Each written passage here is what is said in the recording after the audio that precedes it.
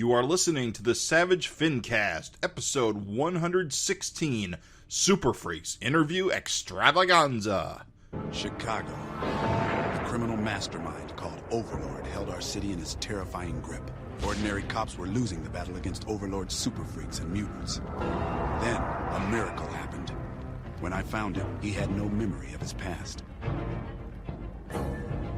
I helped him find an identity and a life. Now we have a fighting chance. Now we have the dragon.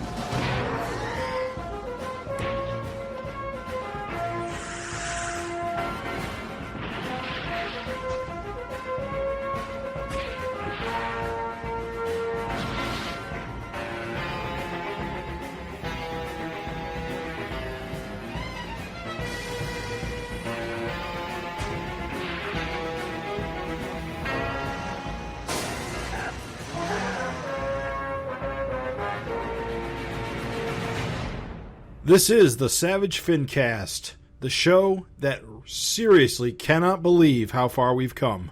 My name is Jim Purcell. I'm Craig Olsen. Perez. And we are back with another episode of the Savage FINcast, the internet's only dedicated Savage Dragon and Eric Larson podcast for quite possibly one of our most epic episodes of all time, celebrating the release of our new Savage Dragon fanzine, Super Freaks, in all great comic shops on June 1st, 2022. By Image Comics. Oh, yes, we should probably mention them.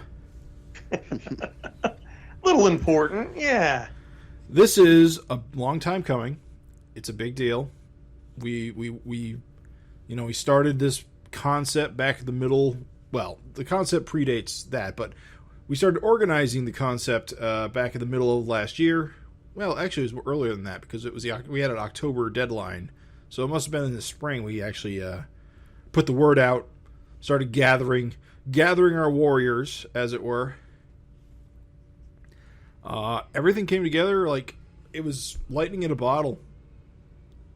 I mean, it wasn't perfectly smooth, but, nothing ever is. But by the end of October, this thing was pretty much ready to go. It was insane. Well, 20 different contributors, which wrangling people was a little bit of work, but it was a lot easier than I think we all thought it would be. And of course, once we finally got it all put together and we put it on Eric's desk, as it were, the surprise that he wanted to publish it at an Image hit us all like a freight train. And the culmination is this book is now out in comic readers' hot hands. Just absolutely stupendous.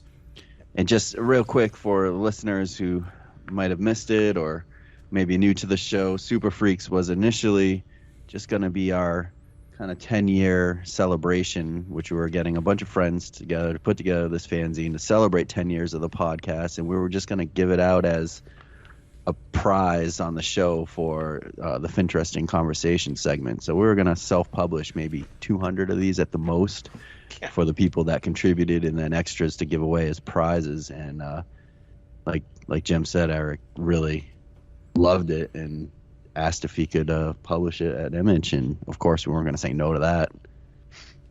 Yeah, and I also feel that it's worth mentioning that even if we have mentioned it in the past, just to put it here on this show, this was, along with the Savage FINcast, this was a product of a genesis of just a few ideas where we just sort of like all together were like, well, what's some things we could do to help support Savage Dragon as a comic, to help show that Savage Dragon has a, huge, vibrant, alive fan community.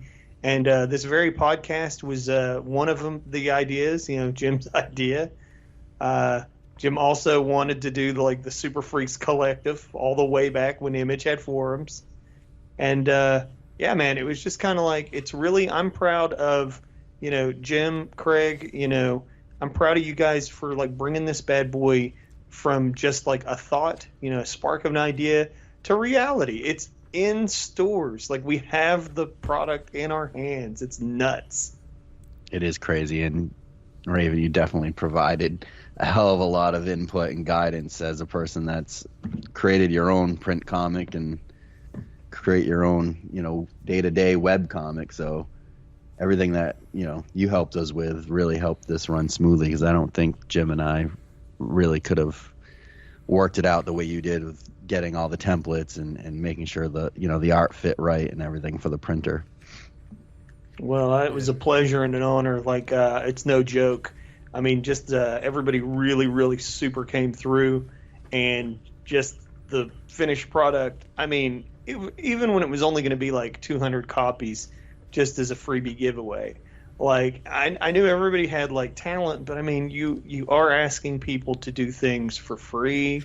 You are asking people to do things in just their spare time. Everyone's got projects they're already working on. And so it's like most of these guys have day jobs and are making stuff. And you're going to them and saying, hey, can you make like this one more extra thing in your free time?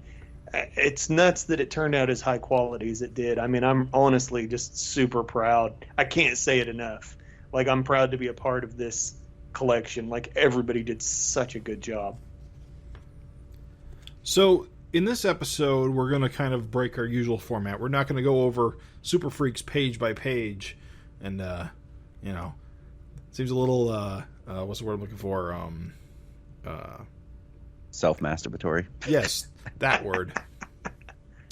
So instead, we're going to do a series of interviews with many of the creators of the book who came together. Specifically, we're going to be talking to the people who wrote, drew the stories themselves. I think we got a lot of great interviews lined up. I think it's going to be, you're all going to like what you hear.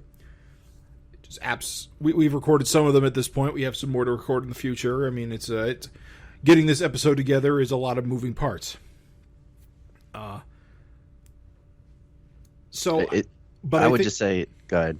But I think we should name check everybody who contributed to this book before, because not, of course, we just for reality's sake, we couldn't have everybody on the show as much as we wanted to. So of course, we want to thank Ken Albery, David Branstetter, John Ashton Golden, James Hanson, Gavin Higginbotham, Scott James, Nick Justus, Nikos Koutsis, Simon Malie St-Pierre, Chris McJunkin, Micah Myers, Greg O'Driscoll, Eric Schonburn, Matt Talbot, Connor James Tierney, Mark Welser, Rich Woodall, and of course we want to thank Eric Larson and Josh Eichhorn. So later on, Craig and I are going to have opportunities to talk about our contributions to the book because we worked with other people to do it. Raven, however, was a solo act, so we're going to give him an opportunity to talk up his section of the book, which of course opens it in quite a exciting splash page. Great opener. It's explosive. Thank you, fellas. Thank you. It is kind of interesting that you went this route, to make, because what you've done, you didn't so much use characters from Savage Dragon so much as throw them all into a blender and then throw them against the wall. Yeah, absolutely. I think a lot of people remember the Art Adams Savage Dragon back cover pinup. Yeah, it's awesome. Yep, and huge source of inspiration. And then, of course, the book itself went to a multiverse plot thread where Glum was like merging a bunch of realities and stuff. And so, that gave us Paul. But that super informed this backup. I was like, remember that originally this was just a book by the fans for the fans. And so I was like, if I only have 5 pages, then I want to jam like as many Easter eggs and just like winks and nods and just little fun visuals for people in there as I can. And so that's why I chose this, direction, is so that I could just fill it with as many little nods and winks to Savage Dragon's 30 years. I knew it was our 10-year book, but like it's also Savage Dragon's 30th anniversary, so I wanted to just, everything from G-Man to, Reggie the Veggie. Like, I just wanted to really just dig deep and give people as much eye candy as I could in those 5 pages. Yeah, it's pretty amazing, like, how much you packed in, and I think so many of the longtime fans and new fans are just going to appreciate kind of pouring through this. I was having fun looking at a lot of, like, the kind of mashups. Couple of the characters I loved looking at this is I love that you made the Jolly Green drag queen, but you actually but she's attractive, like not not like the splitting image version. But there's so much in there. The dung beetle, like little details, like what the hell? Like I'm like, what is this thing? I'm like, oh shit, that's dung. Right. There's stuff I threw in there, just stuff that's like, there's only so much you can, so many words you can put on the page. And so there's kind of like little just like jokes like that, like they're word jokes. Like if you stare at it, you'll get, it's like, oh shit, that's a dung beetle. Like it's dung. Like there's, an alternate reality where dung is just a dung beetle. And so, there's jokes in there, stuff like that. I think we got our only piece of FINcast fan art is in there. The Super Patriot as the commie. Yeah. That was amazing. That's a FINcast for FINcast diehards. Which is like the 3 of us here. But there's so much to stare at and look at, and it's just incredible. And you picked it like all the stuff from all different eras, and you even threw in like you were saying, like stuff that's not even Savage Dragon but kind of adjacent, like Cyborg Donatello's in there, like oh shit,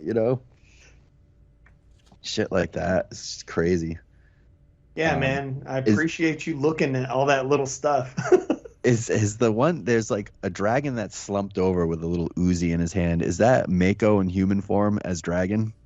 The dragon that's slumped over with the Uzi, if you look at his feet are taped up. That's a John McClane dragon. Oh, okay. I was thinking, remember when Mako turned human in 75 and he had like the Uzi and he had he also had the tank top or the wife beater. Oh, deeper cut than I had. Yeah. That's a good one though, John McClane. Yeah, that's just, again, it's going super weird and deep with it. It's just because Eric always had that Bruce Willis Savage Dragon Photoshop edit as his profile picture. Right. So I was like, I will just throw a John McClane dragon in there. Dude, the fly that's sitting on him on the opening page near the Wicked Worm? Mm-hmm. Did you do that on purpose as an homage to like the Fly issue? Absolutely, dude. Jeez, it's so crazy. I'm looking at that. I'm like, no way. Wow, yeah, so I wanted to go as deep dive as I could, like just as many little things as I can. Like again, Jimbo's claw. Yeah. Well, I just wanted to reward. That cadaver dragon's got a bunch of stuff going on. Yeah, he's got octopus. He's got octopus in his belly, and he's got Brainy Ape's brain, and like you said, Jimbo's claw. It's crazy. It's crazy, yo. Thank you guys for appreciating the details. I knew you had to get Naked Rapture in there too. Yeah, man, classic. And the suggestion is, it's just little it's like the suggestion is we saw evil Naked Rapture, but hey, there's a dimension where she's good. I have one question. You made Dragon Bert so badass. Yeah, he does look cool. Thank you. Who is the little guy with the chainsaws? So that is Universo. And he is dual-wielding chainsaws like Dragon in the Shrew fight. Nice. Wait, where is That's that? A deep cut. Oh, there he is. That's a deep cut. That's a merging of a couple of deep cuts. Yeah. So your story, though, is pretty crazy. Like, at first when you look at it almost looks like it's all splash pages. When you kind of dig into it and look, and you're your panels are just amazing. Like the way they're separated and stuff is just so much going on, and you're just like, it's just, it just gives that feeling of just, millions of versions of dragons, just kind of just complete chaos all over the page, like things spilling out all over the place. It's so much fun. Yeah, and I when I was going through like stitching this thing together and trying to fit the stories in place, I knew that this story had to be first, because it had to just like knock you off your feet. And not that all the other stories didn't, but just the amount of craziness going on, and just thinking in my head, like, what is a Savage Dragon fan gonna want to see as like a celebration of Savage Dragon? And it's like, this story just sums up like every Savage Dragon fanboy's dream of just like millions of characters and variations. And like, I knew it had to be the first story just to get everybody hyped up, Thank you, bro. I mean, the thing is with all the mashups and stuff, I was just thinking to myself, Eric really doesn't do that. Like, he doesn't really do the mashups and the derivative, like, spin-off style. And, like, fans do like that kind of stuff. And I was just like, hey, if we're doing a fan comic, like, if we're doing, different dimensions, like, and it was just weird timing, like, multiverses were so popular and, like, they're everywhere, like, now. But, like, yeah. I was like, I gotta, like, just fill this with mashups and stuff just to try and get people gassed up as much as I can for this. Is this kind of a punchback too at like DC for their Savage Dragon knockoff? Absolutely. Absolutely. The thing is that, like, listen, the whole Dino Cop thing, at first it was cool. It was like Grant Morrison was paying Eric Larson a compliment, and then he literally did go and like compliment Eric and say he's done everything. And I was like, wow, that's cool. Like, two creators that I really super like, having a little love in. That's awesome. And then it kind of, the new creative team came in, and it's like, hey, you don't really necessarily need to pick those Keep pieces that going. up. Yeah. That should be one and done. Wink, wink. Yeah, exactly. And that was Grant's, like, compliment to Eric. Like, what is it when you, another freelancer who, I mean, no disrespect, but the guy's not Grant Morrison. It's like, what is it when you, another freelancer, go in and just keep this going? Then it becomes uncomfortable and not good. And so I was like, well, I'll just take this whole, like, Dino Cop pastiche, we'll make Prehistoric Cop. And then it's like, the story ends with his, demise. And it's like, hey, that's kind of what you could have, should have, maybe done. You know what I mean? You kind of did your own Howard the Duck thing. Howard the Duck, Leonard the Duck. No. Yeah. Oh, exactly. Yeah. Oh, man, dude, you're reading my mind. I mean, you are absolutely, you're picking up what I'm putting down 100%. Raven. So, Raven, is this X-Men Horridus? It is. Amazing. I couldn't not include her. I had to. Deepest cut. Yeah. For listeners who may not know. For when she was supposed to be an X Factor, is that? Yeah. When Eric, I think he had like a version of Super Patriot and Horridus on like a concept art for X Factor team. Yeah. Before he went off to do his own thing. We almost lost him to Marvel. That Super Patriot concept was in Spider-Man. That's Soldier X, right? Or whatever he's called. Yep. That's awesome, though, Raven. And I love Velociraptor. Do you have a name for the Horridus Dart? Yeah, you read my mind. What was the name you proposed? I didn't. I just said, do you have a name for Horridus Dart? Oh, I thought Jim had one. No, I said Horridus Dart as well.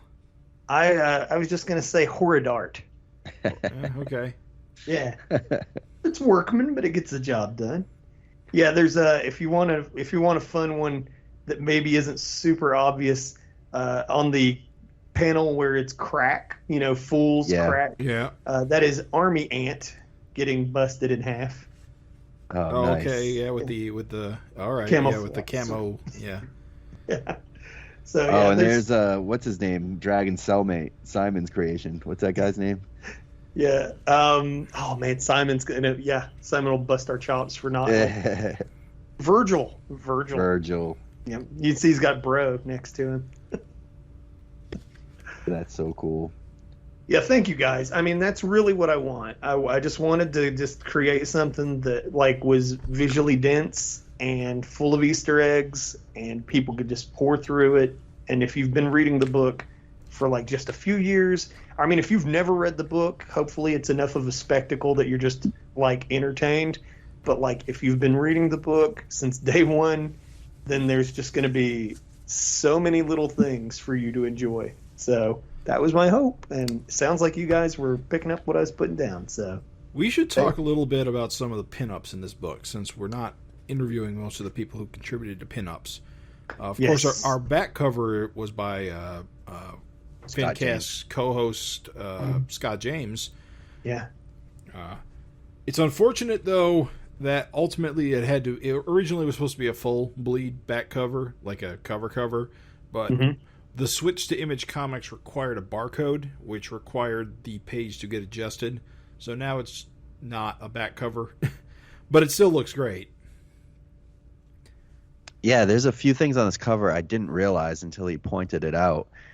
Is that, well, one of them, this is kind of an homage to an unused Savage Dragon cover. I forget which one. It's one of like the Madman issues from like the Savage World.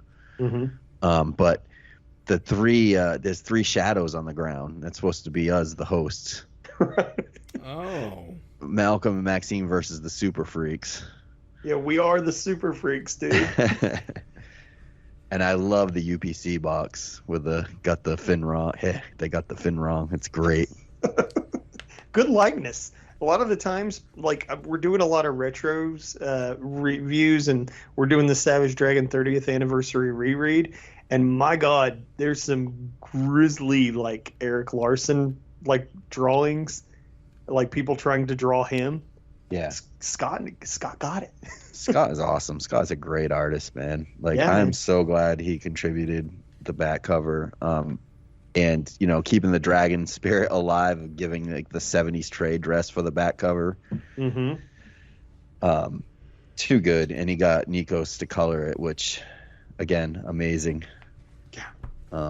And it's just nice to have, you know, both father and son, you know, front cover, back cover, representing, you know, just awesome of Scott to contribute in that way. Lucky to have so many like regular contributors contributing to this. Yes. Someone else I wanted to talk about quickly that we're not going to have time to interview, but did contribute a lot to this book was Matt Talbot. Matt really helped me out in terms of like the overall design. So like the cover of Super Freaks, he did all like the lettering, the design on that. He helped with the logo and adjusting that. He helped with the inside cover. I showed him what I wanted and what I wanted it to look like, and he worked his magic, which was awesome. He actually created that little fake FINcast image logo. The bullpen page, which I didn't think was going to become a reality because I didn't know how to make it happen. I just knew I wanted it. I asked him what he could do, and he threw that together for me, and it was just incredible. Even put together the fake ad on the bottom. What does it say? I have it in front of me. Hold on a minute. The Savage Dragon, you know, don't forget to buy 2 copies of. He put that together. And then he also did the fake t-shirt ad on top of all that. Which is incredible. I mean, it's so cool. I love it.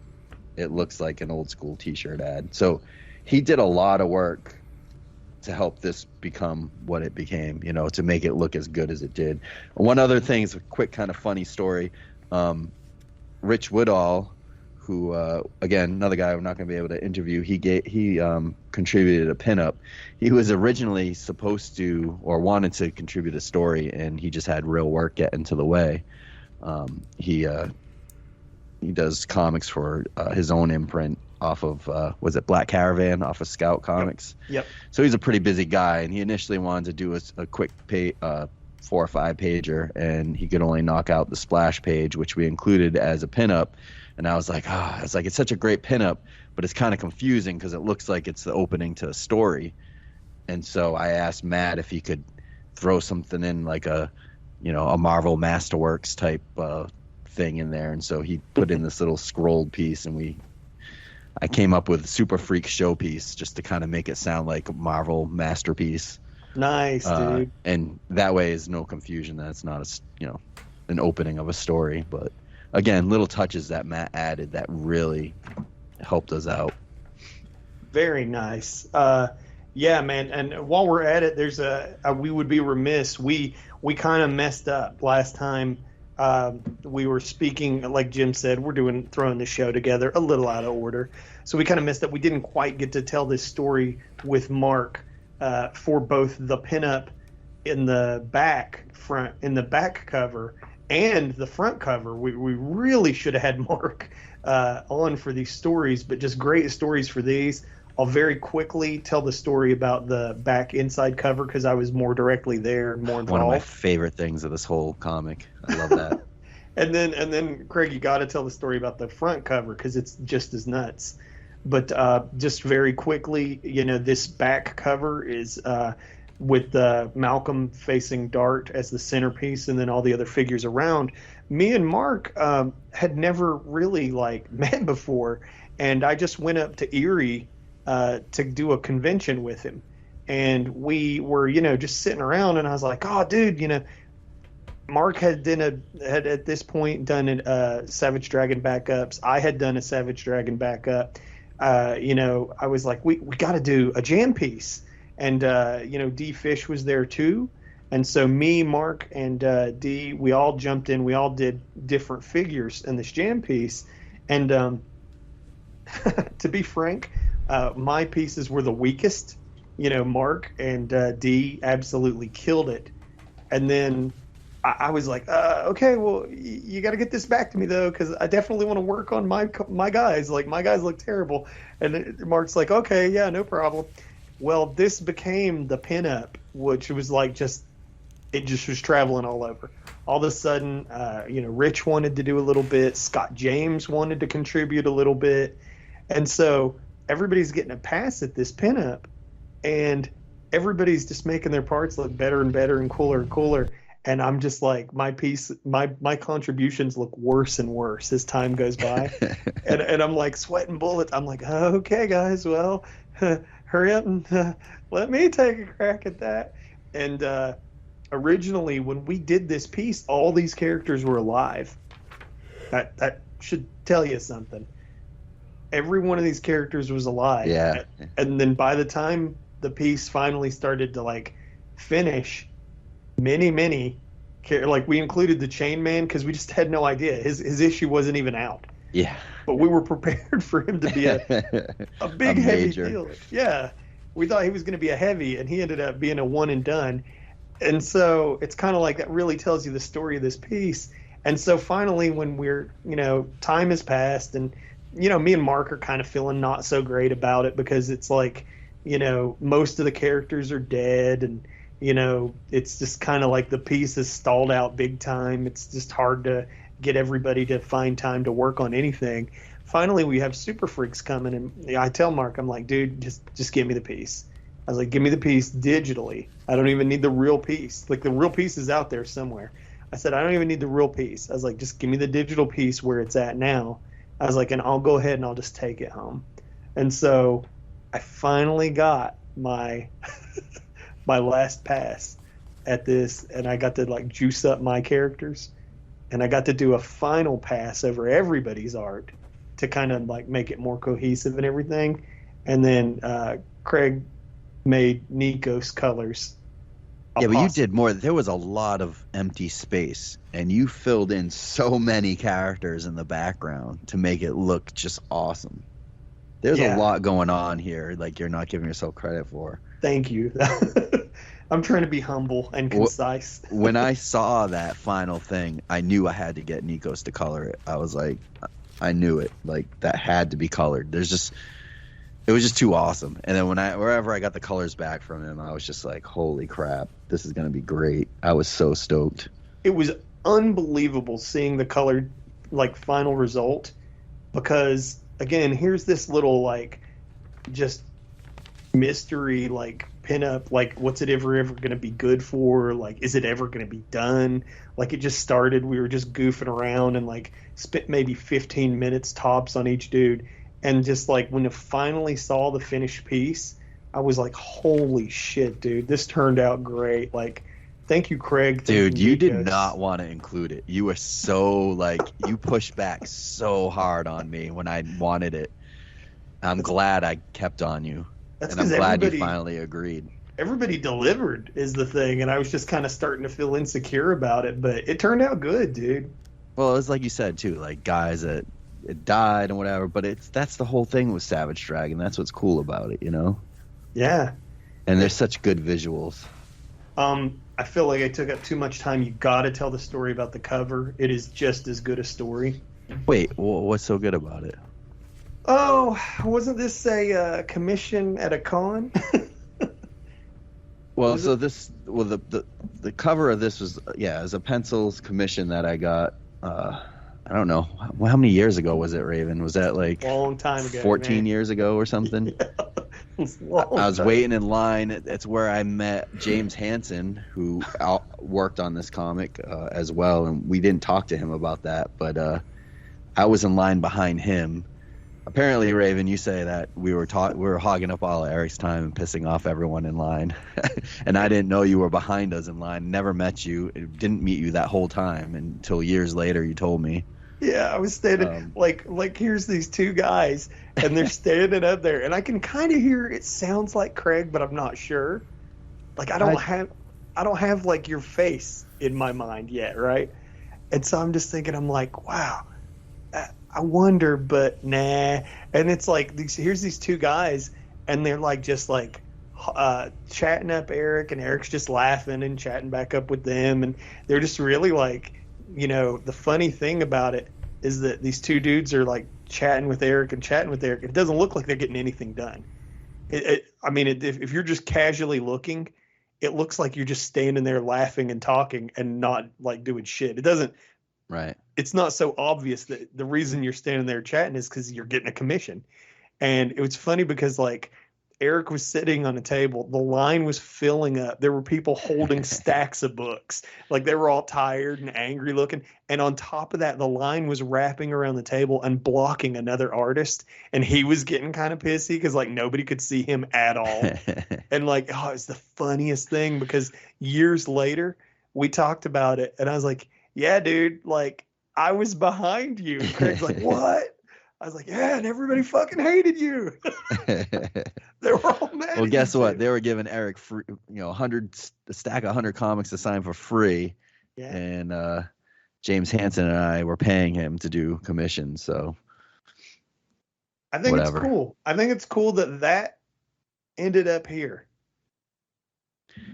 Yeah, I just always thought it was a great cover, and I just thought it would have been a treat, especially when we were doing this for free, as like a prize for the FINcast to have an Eric Larson cover, inked by somebody else. And I know Welser took a crack at it at one point, and I just thought it looked great. So again, got Nikos to color that, and it looked superb when he was done, and I think it's a great looking cover. Yeah, it's absolutely incredible. I mean, it's a beautiful cover. I think that like the piece, the sentiment behind it is perfect because you have Eric pencils, but like, Mark's a pro in his own right, but he's still a fan. He's a huge Savage Dragon fan. And it's like just the marriage of Mark's inks over Eric's pencils. I mean, dude, it's perfect. It fits this comic. There couldn't have been a more appropriate cover. I think there's only a handful of guys that have inked Eric of Eric Savage Dragon on a cover, but it's pretty cool for Mark to have that. And I know he'll get embarrassed, but it's kind of just a really awesome travel, like a journey. Because when I met Mark at that con in Erie, he was kind of like down. He was kind of like, once I sell this stuff, I'm done. I'm out. And I was just like looking at all this art, and I was just blown away. I just couldn't believe it. I was like, this guy's incredible. And I told him when we were at that convention, I was like, dude, you don't need to give up. Like, you need to just keep going. Like, you're incredible. Like, your work is fantastic. And he's like, really? Like, you really think so? And then, like, all these years later, like, never mind, Super Freaks cover, like, Mark's, like, doing, Gods of Brutality, and him and Rich have a project coming up. And it's just, I'm really proud of, again, just the stories. There's so many stories. There's so much heart in this book. I mean, honestly, we're going to do our best over the course of this show. But if you guys just only knew how much heart there was in this book, it's unbelievable. So what do you say we get into it and get some interviews in? Let's do it. All right, so now we're joined by James Hanson and Greg O'Driscoll. Hopefully I said that right. The guys that brought you the Savage Dragon in Space 2-page story, which I loved. Welcome, guys. Hello. Hi. Good to be here. So, right off the bat, because we're all Savage Dragon fans here, what's your earliest experience with Savage Dragon? What brought you to the book? We'll start with. I'm gonna let Greg go first because I'm actually curious to hear this story myself. Okay. Well, I mean, I bought almost all of the original early Image books, but it was very sporadic. Just a few of them here and there. It didn't really grab me right away. Just a particular issue or a particular battle. The all splash page thing with Overlord, the cover with Widow, But what grabbed me was finally the God versus Devil issue. That's when I had to get every issue after that. It was just so over the top and so crazy. Right. Nice. How about you, James? I was one of those dudes that when 1991 happened and those Image comics started hitting the newsstand, I was like, this is the new 1961, these are all going to be the next Fantastic Four. So I was trying to get every number one. One of the ones I passed on was Savage Dragon. I saw the comic and I was like, why's this guy got a mohawk? It's not the 80s anymore. And passed. A couple months later, or I don't know, that's what it felt like. I was in the supermarket and there was the Savage Dragon versus Bedrock issue, or Badrock as he's called now. And I was a sucker for hero versus hero issues. So I got it. The art blew me away, just like most of his art did from Spider-Man. And, but it still wasn't enough to hook me. A couple years later, I Savage Dragon number 7, the Overlord issue. I was like, whoa, this is pretty different. And then when I finally got back to the States, we were in Panama at the time. When I finally got back to the States, I just I'm just going to start collecting this comic. It'd be cool to have every issue of a comic book series. That was impossible for the Hulk or Spider-Man or these old comics. But with Dragon, it was still attainable. So around issue 10, 11, 12, I just started going back and getting them all. And are you guys still heavy collectors of comics, or are you one of those guys people that kind of Dragon's one of the only few comics you still really heavily collect? I mean, I still buy Dragon regularly. I get a few other things here and there, not much. There's just so much old great Bronze Age stuff that I can get from the back issue bins on the cheap that, I agree. That's in my wheelhouse. I love the ABC stuff from Alan Moore, Tom Strong, and, Top 10 and Promethea. But it really takes something for a new comic to grab me. That's over 20 years old now, Greg, so you can't really... I know. Stuck in the past. What do you want out of me? All right. You know what I like is this new kid, Jim Starlin. He's got something. I don't know. I'm kind of in the same... I have a lot of comic book shops near me, so and I have one near me that's really well stocked with independent material. I'm a creator guy more than a character guy, so I'm getting Savage Dragon. I get Copra with nice. From Michel Fife. Yeah. And then it's just mostly creators.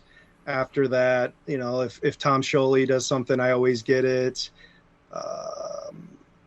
Just guys like that. Mike Allred, he's doing a new Superman miniseries, so I'm getting it. That's the only time I really buy the big tube is if someone like that does something. I bought Marvel Comics 1000 because Eric Larson and a few other creators I like were in it. That kind of thing. So, we should probably talk about the reason why we're here, Savage Super Freaks, of course. What brought you two together to make this 2-page comic you made? Savage Dragon got together. Me and James have known each other for years. The old thread-based Savage Dragon message board from back in the day. And, it was a listserv. It was FAO, Yep. Fanatics Online. Yep. I think at one point I was like 19. I'm 42 now, so I was like 18, 19. Hey, is there anyone here that writes comics? I draw a little bit, and Greg answered the call, and we're kind of like have enough similar tastes that it really works out well, but we have just enough different tastes that I think we bring something new to each other's creative game. I've learned a lot about other comics I probably would have ignored or passed on from Greg. I'm much more of a Conan the Barbarian fan and Jim Starlin fan than I would be without him. But yeah, he's kind of like my I don't want to say comic book wife, comic book. So, yeah, if I'm going to do a comic book, I'm always like, well, Greg's got to be involved. That's a given, and then I go from there. Have you guys ever met each other in person? Once. Wow. Once. Who is in Georgia? Who is the comic book top and who is the comic book bottom? Oh Jesus! We're both. I think I'll jump in, Greg, on this awkward question and just say we're both switch hitters. Beautiful. Nice. Yeah, That's all I need to know. I can go. Yeah, I can go whichever way. Definitely. All right. Cool. So just talk. I mean, so who did what? Just for the listeners on your strip, because it just says by Driscoll and Hanson. The layout is the traditional layout. It's I wrote it technically. James drew it. I mean, well, we kind of do a Marvel method. We talk about the story that we want, just the general feel that we're looking for, and maybe I'll dash off like a rough plot, and James will start working it up, and we'll script it from there. And if I put a step wrong, he might be like, "Hey, look, I don't know about this," or "What about this instead?" And it all seems to work out really well. I'm surprised we haven't broken into anything by now. Well, I got to actually draw something to do that. We got lives. We got families, and this was like a small, manageable project, and it was perfect, because... Yeah, back to the comic book wife analogy, he's the easygoing one, I'm kind of the high-maintenance one. So basically, I got to figure out something I want to draw, and then Greg is like a master at okay, I can take whatever you give me, whatever weird checklist of crap you want to draw, and I can turn that into a story, and I'm like blown away every single time. Like this particular story, I had been reading a lot of at the time Roy Crane, who was kind of a little bit of a forgotten comic strip artist, but he's probably one of the most influential in America. He does Captain Easy and a strip called Buzz Sawyer. So I wanted to draw something in that style, but I also was into Alex Raymond and Flash Gordon. So I was like, let's combine these two. What if Roy Crane drew Flash Gordon? That's kind of what I want to draw. And then Craig out of nowhere was like, hey, why don't you jump in on this and do a couple pages? So I said, yeah, let's do it. And that's I said, Greg, I want to do Roy Crane, Flash Gordon, Savage Dragon mashed up. Can you do something for me? And as always, Greg, in like 2 seconds, he whips up a story. I was so glad. I was so glad that you guys decided to do it after, I saw the final product. I guess I didn't really see much of your work, James. I've seen some stuff, but it just blew me away. The art when it came in, the story was great. I know you were wavering at first, like, I don't know if I have time. I don't know if I want to commit to this. And it was like, wow, when it came in, it was just, it was awesome stuff. And the one thing I wanted to talk to you about is the era that you guys chose, because I know as a Savage Dragon fan, when Dragon went into space and it was like, oh, we're going to see like the Buck Rogers Savage Dragon, like I was all pumped on it. And then it lasted like an issue, I think. And I was like, got a cover and everything. Well, so, it was like the book was more on Malcolm's side. So Dragon was in space. We just didn't get to see his adventures. The book followed Malcolm. Yeah. We got to see him beat up his own son. That's what we got. Was that something that you felt the same way? Was it something you wanted to see more of? I mean, obviously you wrote a strip about it, so. Yeah, absolutely. I mean, to me, it was one of the biggest wasted opportunities in the series. I mean, don't get me wrong, it's Eric's baby. He's going to go in whatever direction, the whim motivates him. But I just feel like he's got a knack for sci-fi. The original Dark World stuff, the Brainchild, some of the Savage World stuff. I mean, there's a science fiction component to his work, and it was just weird to me that you have this great setup. You can have Malcolm on Earth and still have your Dragon on Earth adventure. You can have original Dragon leading his people as the chosen one, and it's like he just threw it in reverse and got back to Earth just as quick as he could. And I was like, why? Yeah. Man? Yeah, I think with someone like Eric, though, he's kind of tries to operate out of like the Kirby mold where you're just like kind of tossing out ideas left and right. And some of the ideas I think he tosses out, he's not necessarily thinking he wants to follow up on. He's just like, I'm just going to kind of do it this way. And meanwhile, as fans, we're just like, whoa, like, let's see more of that. But that wasn't kind of what he had in mind. I remember you saying, Greg, it was right after this Savage World ended, around 100, 102, where basically to get like the Savage World from being savage to more like a modern world, like Dragon went into another dimension. And I don't know, like when he came out, time worked differently and 3 years had passed. But I remember you saying at the time, Greg, like when you open that comic, like this, I want more of this. And then he came out of the world and it was just like a couple pages. Like those couple pages, I want like a 20 issue run of those 3 pages. Well, yeah, you take what you can get. You know, I mean, like I've been with the series through thick and thin. I'm not going to stop like reading it now, you know, but yeah, there's definitely been times where I've been really blown away and really loved it. I mean, but then some of the stuff that I love just isn't other people's cup of tea. I mean, I love God World, you know, but that's not everybody's thing. Some people like that grittier, down to earth, you know, fighting Skullface kind of stuff. Well, you can edit this out if it's like throwing someone under the bus too hard. But I remember posting like, you know, single issues you love, favorite issues. I put up Savage Dragon 76, This Savage World, very controversial storyline. I remember Jason Green going, "This is not a good comic book." Yeah. And I loved it. Like I was like, I'm all about the Kirby pastiche. I love Commandi. I actually started probably the reason Jack Kirby is my favorite comic creator is because of Eric Larson and all his recommendations over the years. Same here. See, I love 76 and the Savage World in particular because I'm a huge fan of alternate realities where things went different. Yeah. So it isn't so much the Kirby that I love; it's the alternate reality part that I love. So. Yeah, John Byrne says his favorite trope are time travel stories. And I've always thought my favorite trope is alternate reality stories. Oh, yeah. So I feel it's you. Great. It's just such a jarring change, you know. Like 76 is like whiplash, man. You know, you go from the end of the big Covenant of the Sword thing and crushing little Damien Darkwood's brain, and then, I mean, those last few pages of 75 were really something. And then, well, he didn't just switch like the world, and he also switched his storytelling style. There were thought balloons. He was using like a grid that he hadn't really used before. It was like a very different comic book for a lot of people, but it just turned into a 70s Kirby comic. Like, yeah. You know, And it's probably different for me because I came in 90, so really that's where I started, so I didn't get the jarring change immediately. Right.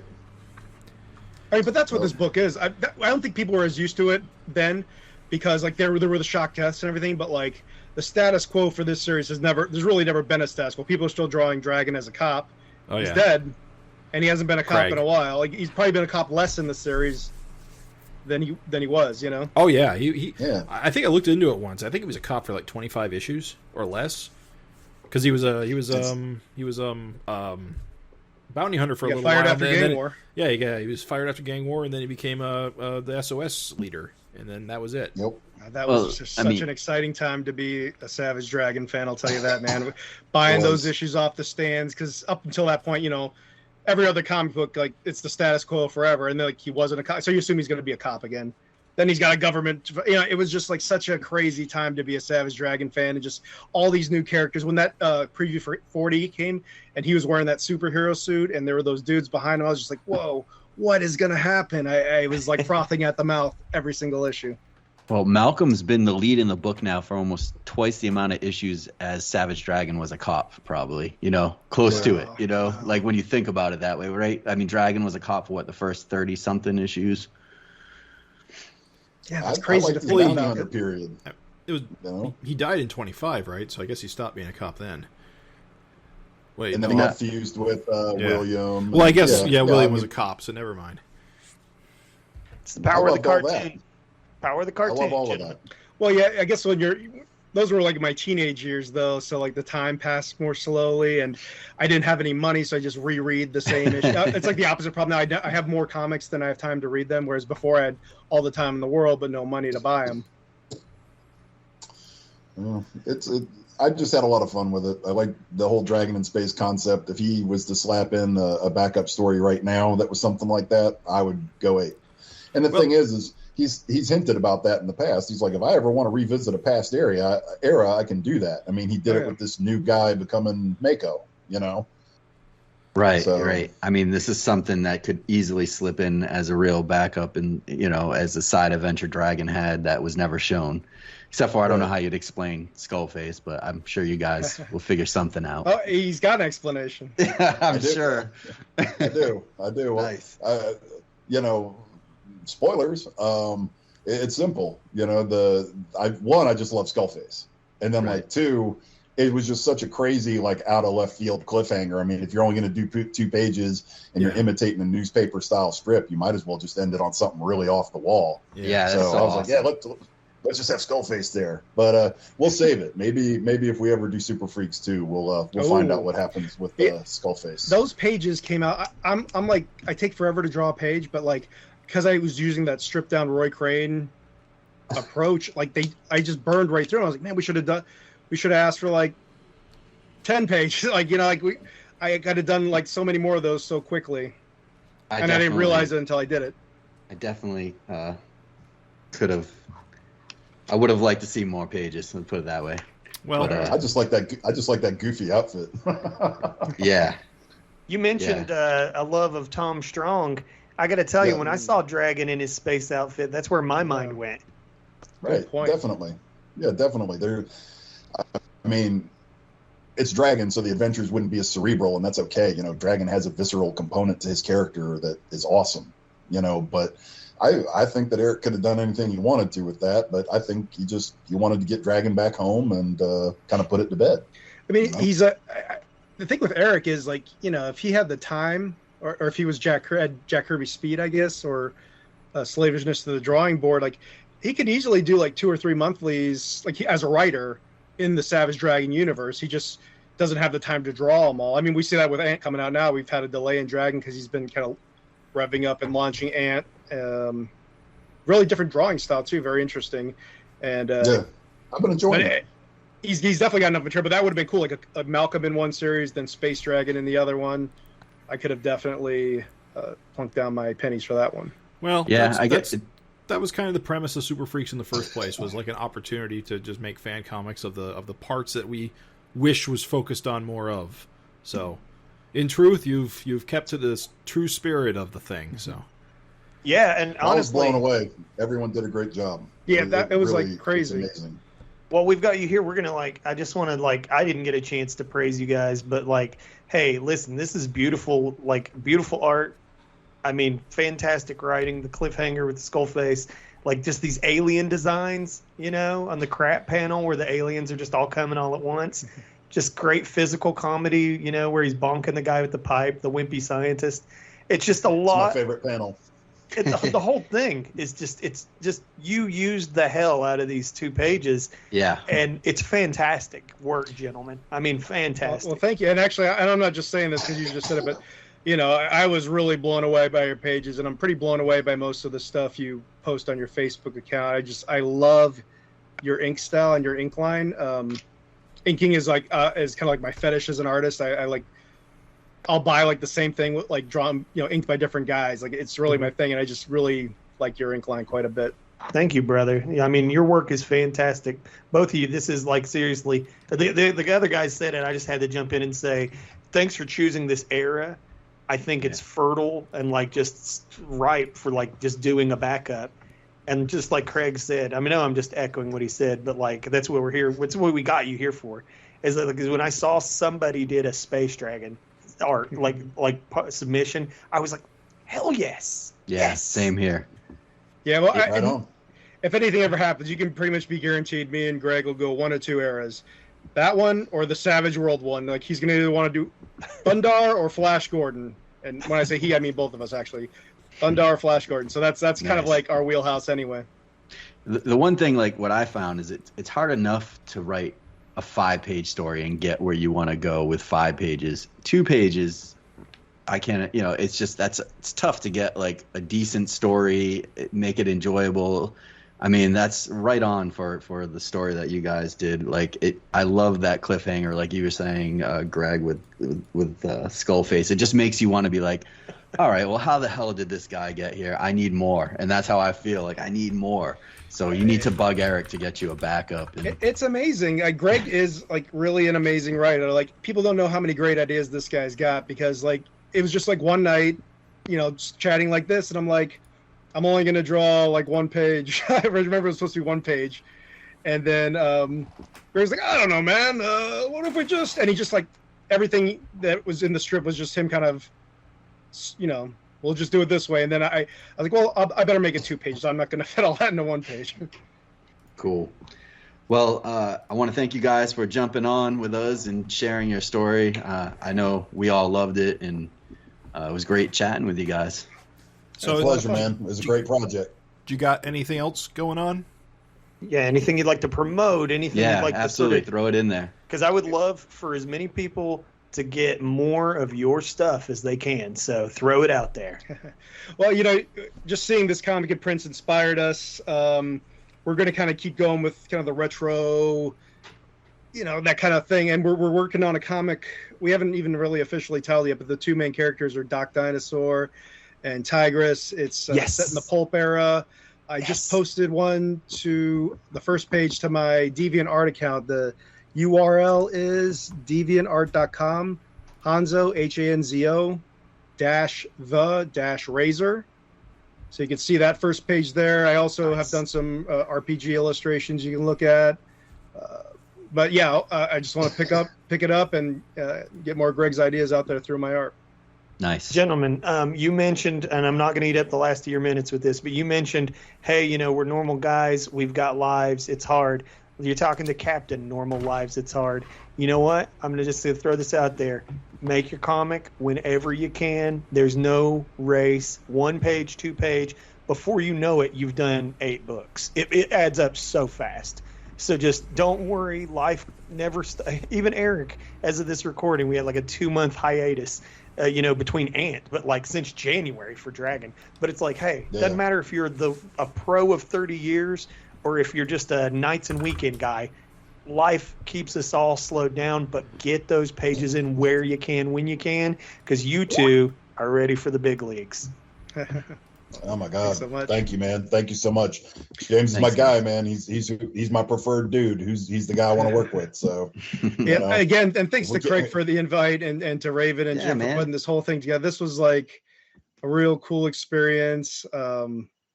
Just we love the Savage Dragon community is one of the best and most talented online communities I've ever been a part of, and just having these 2 pages in there alongside all the other guys and you guys is just an honor. So thank you so much. Thanks, guys. Thank you, fellas. All right. Later on. See ya. Bye.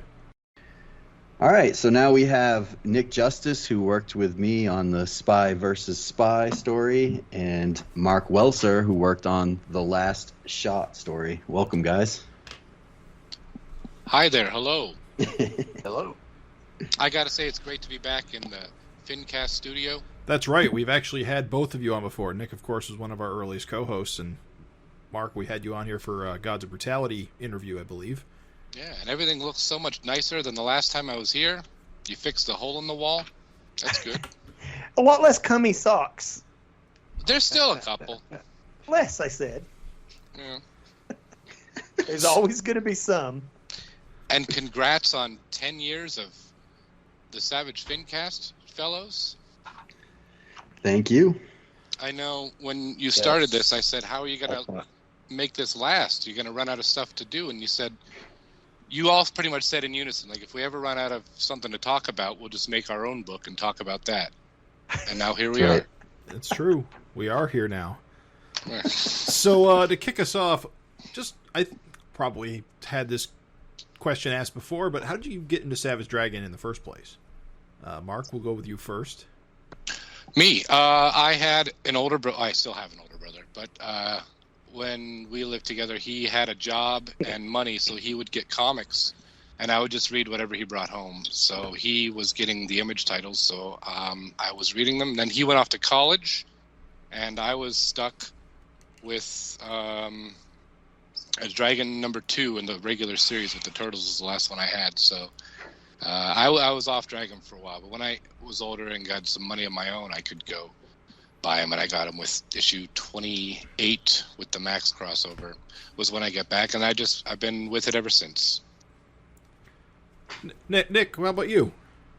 I followed from Spider-Man and the other Marvel guys that jumped ship and went to Image, created Image, picked up Savage Dragon miniseries issue 1 off the newsstands at the grocery store. Whoa. Nice, OG. Yeah, nice. The newsstand. So I suppose we should get into the reason why we're here, Super Freaks. Nick, we'll start with you and Craig. Yes, we get to interview Craig for once. Isn't that exciting? Wow. What brought you two together on this particular story? What? Who approached who? How did you come to the this particular specific story you wanted to tell? Well, I guess I'll take for who approached who, because I approached Nick. I mean, I know I've seen his stuff around, and it's good stuff. And I had a particular story I was thinking of, based on the Savage Dragon cartoon, which I was trying to introduce to my son, who absolutely hated it. But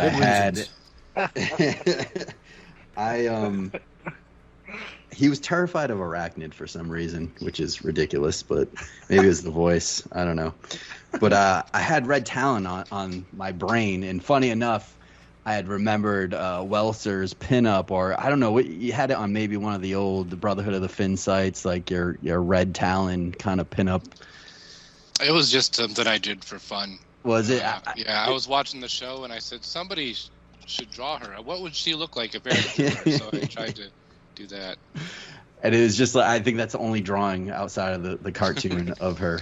And so I just had that in my head, and I was like, well, what would it look like if she was made canon? And so I imagined that, this would fall in between, I forget what issues, but I just tried to put it into the story. So I put together kind of some thumbnails and asked Nick what he thought, and luckily he obliged me, and it went from there. So what was your take on it, Nick? Thank God for your thumbnails. Because if you hadn't have done those, I don't know what I would have done.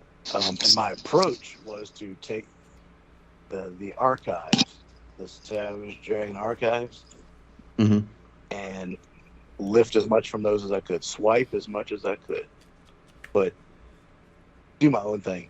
But so if you go through my 5 pages, you'll find I have various issues over, probably eight of the archives. So you would use them for reference, like faces and poses and stuff? Yes. There's definitely a lot of intentional callbacks. Yes, definitely. Definitely like the police department, the go-go freak outpost sign. I love how, those things appear throughout the comic, and that was a big part when my layouts to have that, the actual freak post, the outpost. I love what you did, and you kept with all the smoke lines and all that stuff. One thing that we had talked about when we were making this is there weren't that many panels of War God, and I mean we still don't know really what his powers are, super strength or whatever. And it was just give him some Kirby crackle eyes or something. And I thought that was funny. We just kind of kept that through. But yeah, I don't know. I got a kick out of just seeing, Nick's take on Red Talon and actually seeing a few pages of her in action, getting to take a crack at all the Chicago cops. It was great. It turned out really good, Nick. I think it looks like it could be like a Savage Dragon Adventures spin-off book based on the cartoon show. It turned out really good. Thanks, dude. Thank you. Yeah, let me praise you guys. Thank you. I think that you did a fantastic job as far as just something that, you, like Craig touched on it, but even the backgrounds, if you read this book all the time, Eric has a visual shorthand for just certain areas. The police precinct is nothing but silhouettes, with windows in the background. The freak outpost is just smoky haze. And it's kind of like the attention to detail. Every character seems on model. Nobody's like really wonky and weird. Like there's not like anything that it's just like, and again, we talked sort of about how like every era of Dragon is kind of touched on in this. And it's funny because Craig's like really happy and praising everybody for doing different things, but then Craig does Cop Dragon. I'm glad I did though. Well, I'm glad I did because nobody else surprisingly did. Right. And we didn't coordinate that at all. It just worked out that way. So, but I loved it. Like I'm saying, like you guys really like knocked it out of the park. Yeah, I mean, I was when the pages came rolling in from Nick, I was just ecstatic. Like it was exactly what I was hoping to see. I wasn't sure, which way he was going to take it, and he just knocked it out of the park for me. And I didn't tell him which villains to use or anything. And that last page, like with the close-ups on Dragon's eyes, that's all. That wasn't in my layouts. Nick kind of just pulled that together, and it's like a tense scene. They're all kind of ganging up around them, and I thought it just was really well done. I mean, one thing, trying to get everything in 5 pages and not drive Nick crazy. As a writer, it's easy to say do this, this, this, and this, but your artist has to draw it, and so I was trying not to overwhelm him or pack too much in, and it was a struggle to kind of put it together in something that I felt like wasn't gonna be too much or ridiculous for 5 pages. Well, I don't think this is hyperbole. I think you are, with only these 5 pages under your belt, a superior writer than Bendis. And those are good layouts too, Craig. Next time I need to lay out a page. I'm coming when I'm having a hard time. I'm there, dude. Yeah, I didn't know you did the layouts. It's awesome. Raven, you helped us out with the tones. I mean, throwing those tones in there just added a new dimension to Nick's artwork too, and I loved it. I set the tone. It looked great, but just knowing that this was going to be in black and white, having those gray tones in there really kind of made it pop. Oh, thank you very much, and I'll throw that back to Nick because the thing is that whether you have work that stands strong on its own in just black and white, which his work absolutely was totally holding its own in black and white. Then when you go to shade, which is all I basically did, it's like you've got your light sources well defined. You see your opportunities to put things backlit and all that stuff. It was all right there in the black and white. And so, I'll throw that one right back to Nick and be like, he set that foundation that made laying tones down on this super easy. So awesome job, the both of you. Nick, you hand drew the sound effects too, right? I believe most of them, yes. Which pretty awesome because they're pretty on point for Savage Dragon. I saw a couple of Mark's pages come in with his tonal gray tones, his washes and ink washes. And that's when I was like, oh shit, I need to get Raven or someone to do some gray tones. I'm not capable of doing that gray on these pages. So I'm thankful for Raven for pulling through and doing those for me. For us, those are great. Absolutely. Happy to be a part of it. So we spent a lot of time on Spy versus Spy. Mark, last shot. I gotta say, really great how you've brought in characters from Larson's past that haven't even appeared in regular Savage Dragon before. I don't think. Yeah, thanks. I don't think. I thought that was really clever. Because this. I'm sorry. Go ahead. No, I'm just saying it's just cool to see Half Man. Yeah, well, I knew I wanted someone to die, so I'm like, well, who's the dumbest character from those old graphic fantasy guys that Eric's probably never gonna want to revisit? I was like, oh, Half Man sucks. Let's kill him. And then when I went to go lay it out, I'm like, well, I don't even know what his costume looks like, so I got to bury him up to his neck because that's all I've seen from him. So if he looks awkward, just as like a head and a bunch of rocks, that's because I didn't want to come up with a costume because that's not my place. Right. To do that, but is Captain Isotope new? He was some guy that I drew a guy. I was like, there weren't really a whole lot of. I can't tell which guys were bad guys from like that big graphic fantasy double page pinup. So I was like, I'll just make up a guy. He'll be in one panel. I was originally just gonna draw like legs falling off the page, so because I didn't want to create a new guy, but I ended up doing it anyway. It's just some loser that gets punched. I gotta say, your story surprised the hell out of me, like in an awesome way. Like I was expecting like some kill cat or like some fun comedic kind of jaunt, which I think most of us kind of did if we weren't playing it straight. But yours is very like dark and dramatic, which like coming from the guy that was working on Gods of Brutality and just knowing your personality, it was like, whoa. And I love it because it's so different than the other stories in the book and helps make this like, you know, just helps make the anthology kind of really work well. Where did like, why so dramatic? Like, where did this come from? I knew I wanted to do a story about Sergeant Marvel. Who set doesn't? in the past. Right, exactly. I figured we haven't seen much of his adventures. He's dead now, so it would have to be set in the past. I didn't want to set it somewhere where he would be interacting with anyone from the book that, the continuity that we're familiar with. Like, this can be its own thing. It can maybe fit in continuity if you squint, but it's not going to mess anything up. So I'm like, well, what can you do with Sergeant Marvel? I can't just have him just do a boring fight with a bunch of dudes. There's no weight to it. I'm like, well, he's got that God gun, and he's kind of a dick. Yeah. You know, what I mean, the only thing really established about Sergeant Marvel is that he's reluctant to use the last bullet of the God gun. Yeah, that's come up before. Mm-hmm. And he's a dick. And he's a dick. I was like, how much of a dick can we make him? Oh, dick. We'll just watch his friend die slowly in front of him as his lungs fill with blood, and I'll save the bullet. And it's funny because people that have read the book, he didn't get to use that last bullet anyway, so he probably should have just used it. He would have saved people a lot of trouble if he had just saved Half-Man when he had the chance.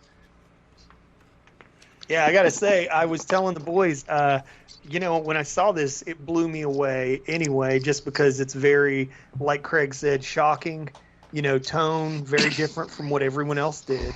And I knew you were going to blow it out of the park. I just wasn't ready for the drama. But even still yet, the surprises kept coming in, because when we saw it digitally, I was impressed by the gray tones for sure.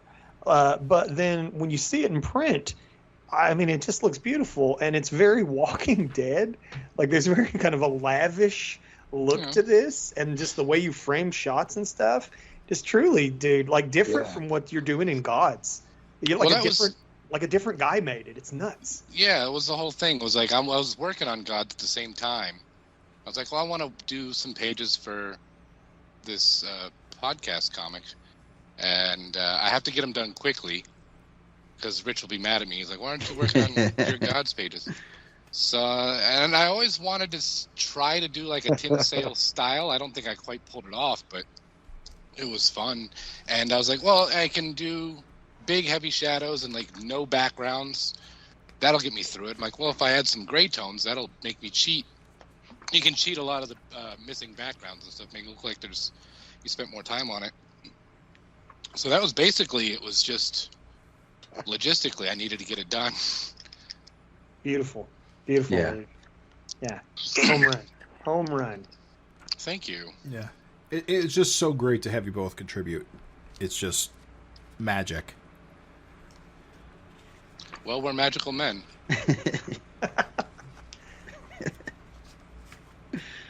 No, for real though.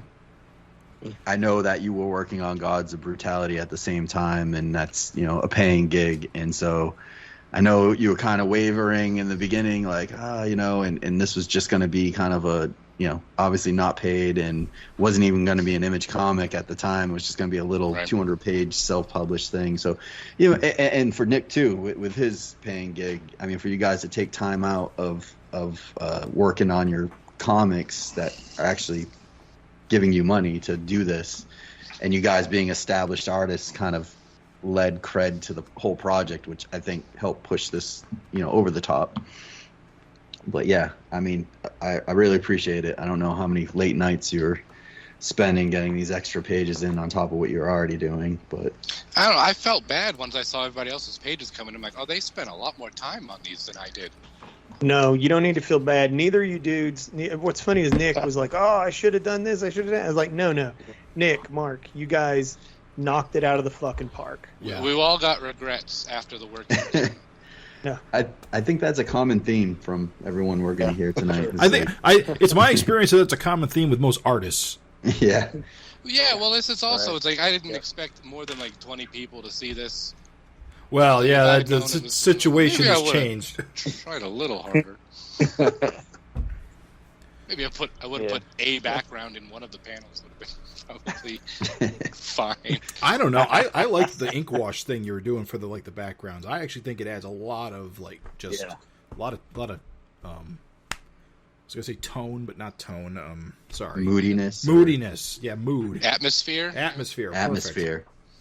Literal atmosphere, clouds. I didn't even do the tones on the actual pages because I wasn't sure if you guys would be able to print them or not. I don't know if you guys are just going to be doing just straight black and white, if you're going to do grays. So I did them separately, and some of them were digital. So like the original pages are just the line work. Like none of those gray tones are even on the page. Seriously, both of you guys are some of the hardest working sons of bitches I know. Both of you are family guys. Both of you have other jobs. Both of you are doing comic stuff. I know I can't talk about Mark's secret projects and stuff, but he's always got a ton of shit going on. Nick, anybody who follows him on social media sees this man is constant nonstop hustle, like a goddamn sketch cover machine on top of every other comic he's making. So again, just thank you both for just taking the time. I know Craig said all this, but again, just thank you for bringing, just that polish and that pro that you guys brought along with you to your submissions. They're fantastic. They really, I think, take Super Freaks to a special place. Well, thanks. There was no way I was going to miss it, so I was glad I could help out, participate. I'm glad you could help me out and let me be a part of it. I'm doing you guys a fucking favor. It was fantastic. Guys, thanks so much for coming on. Before we go, we asking everybody, please give us some way for other people to see more of your work. Tell us what you're promoting, where they can find you, all that good stuff. If you want to take it away first, Mark, go for it. And then Nick, please follow up. You can find me on Facebook and not anywhere else pretty much. I have an Instagram account that I've logged into twice, but mostly I post on Facebook, and it's usually not even art stuff. It's just me talking about cereal. But if you want to find me, you can just find me on Facebook, search for my name and someone talking about cereal, and that's me. By God's Brutality, the first volume is finished. 1 through 4 are available through Black Caravan and Scout Comics. And right now, Rich Woodall and I are currently working on a book about a Lucha Libre Dracula that you're all going to like, too. Nice. So get your ass in the mood for that. Is Gods of Brutality going to have a trade, too? Sure would like to have one. We put one together and it's all ready to go, but there's been paper shortages and all this stuff going on. So we're not sure when it's going to be released, but it's. You can still get the whole series online if you can't find it in stores, right? Yeah, you can get them. You can even get digital copies if that's the way you prefer to read your comics. If you're some kind of weirdo. I'll just add that Mark did the inks over Larson's stuff on the cover. Oh, dude, we totally forgot about that. I totally fucking whiffed on that. Yeah. So again, thank you for that, cover boy. Fantastic.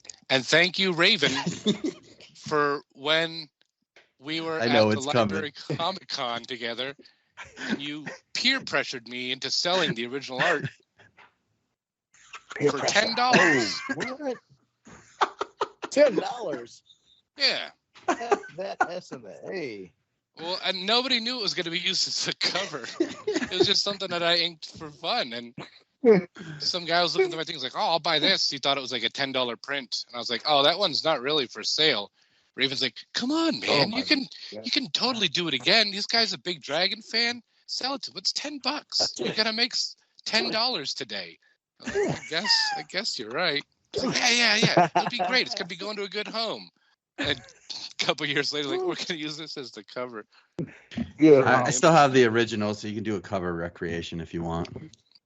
I'll just go. Well, I know where it's at. It's I can go steal it. Buy it back for $15. Yeah, I'll give you 12. I'll give you 20. Nick? Ooh, yo. Yeah, let us know, man. Nick What's your project? Justus Art.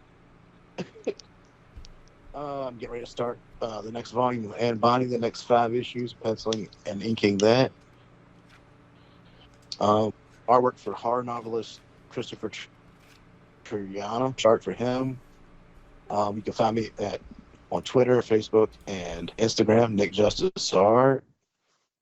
And that's pretty much it. I can't think of anything else. Didn't you just knock out Virginia Creeper not long ago? Oh yeah, Virginia Creeper. That was a crowdfunded book. I'm doing those. Virginia Creeper, Serpent Handler. Yes. Look those up. Yes. Wasn't there a Black Caravan book that you contributed to as well? Black Caravan. I contributed to that. To Gods of Brutality. I did a variant cover for issue 2 of that. I was talking about Canceled. Weren't you working on Canceled? And some other Black Caravan art. Yeah. Canceled. Did a few pages of that and some of that. And I think that wraps it up. Canceled and Gods of Brutality. That's it. And Anne Bonny. A lot of Anne Bonny. What company is Anne Bonny out of? That's Blue Juice Comics, indie company out of Florida. Nice. Cool. Gentlemen, thank you so much for coming on. Like, sincerely, I feel like I've talked too much. Craig, Jim, if you want to jump in there, but just thank you again for joining us and for contributing. Holy cow. Yeah. Yes. Thanks a lot. Yeah, thanks, fellows. Let's do it again in another 10 years. All right, so now we're joined by Chris McJunkin, who worked with our boy James on, or we like to call him Jim, on Sinister Past. And then we also have Jazzy Johnny Golden, who worked on Too Freaking Old for This with Gavin Higginbotham. So welcome, guys. Hey. Happy to be here. Craig was afraid to say gregarious. I just want to throw that out there. Yeah, so we like to start out asking where you guys got started with Savage Dragon and how you got to this point. And we'll start with John. Tell us your story. Well, I was an Eric Larson fan for quite a while. When I was first getting into comics, when I first kind of discovered that comic books were where everything I loved about cartoons and everything was coming from. And so I think the first comic that really connected with me from Eric was an issue of Punisher. I think it was like Punisher 22, I want to say, in the late 80s.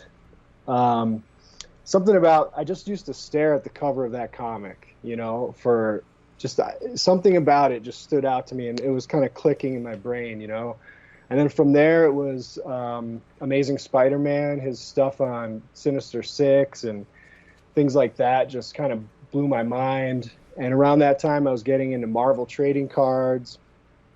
And, everything Eric did just popped at me. It just spoke to me, And over time, by the time Image was announced,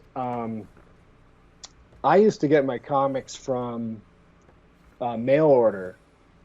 mail order catalogs, and if it wasn't, the local grocery store or something, but there wasn't a whole lot near me. I grew up in the country, basically in upstate New York, and when Image was announced, I saw the ads for Savage Dragon. I ordered those, and it was over, man. It was just kind of blew my mind, It was Savage Dragon all the way. As far as all those Image books was concerned, Dragon all the way. So absolutely. Awesome. How about you, Chris? Pretty much ditto. It was Amazing Spider-Man, somewhere in the 340s, I think. That I first really saw Larson's work. I was a big McFarlane fan. I was about 9 or 10 in that time period, and I was a big McFarlane fan on Spider-Man, and then on ASM, and then Larson comes in, and I even became a bigger fan of Larson's version of Spider-Man at the time, especially when he started doing the issue 15 with the Beast. I just loved it was a very different type of feeling of the story, and then everything he did with the Revenge of the Sinister Six just blew me away. Just thought it was freaking amazing. And then when about that time, shortly after, all the but pretty much all of my favorite artists at Marvel was like, all right, we're getting out of here, going to go do this other thing. And I was like, I think 11 when they announced that. Now I turned 12 whenever it was actually coming out, and it just was the best stuff on earth, pretty much all those books. And then Savage Dragon is the one that I stuck with over time, because of just the vast universe that Larson was able to create with just this one series, basically entire universe of characters under one book, But yeah. I started out with Spider-Man. Then I went back and filled in all those gaps of anything I could find in the back issues between the issue of the Punisher, the Doom Patrol, the Hulk, anything I could find. Those Marvel cards like John was talking about. Those were ones that were really cool. I think those came out back in '91, and so yeah, I was already a baked-in fan before Savage Dragon started, and whenever that came on the scene, it was just it was a game changer as far as creator-owned comics, and just seeing what one creator could do within their stables. So. Yeah, definitely. Oh yeah, 100%. So, Jim and Chris, why don't you guys talk about your entry into Super Freaks with Sinister Past? I'd like to kind of hear how it came together. Well, I was pretty much resigned to the fact that I wasn't going to be able to contribute because my plan for actually drawing something myself had kind of not worked out. And then Chris just showed up saying you wanted to be in the book, and it just kind of worked out. I was pretty late to the game. I think Gavin recommended me pretty late in the game. But I was like, hey, cool. This sounds like an amazing thing. I wanted to contribute, but I had a story. And then it just fell into place of Jim needing somebody. And it just ended up really working out. Yeah, you were real generous, too. You basically said, pitch you a story, and you seemed to take to it pretty easily. It was also awesome that Jim did layouts for it and everything.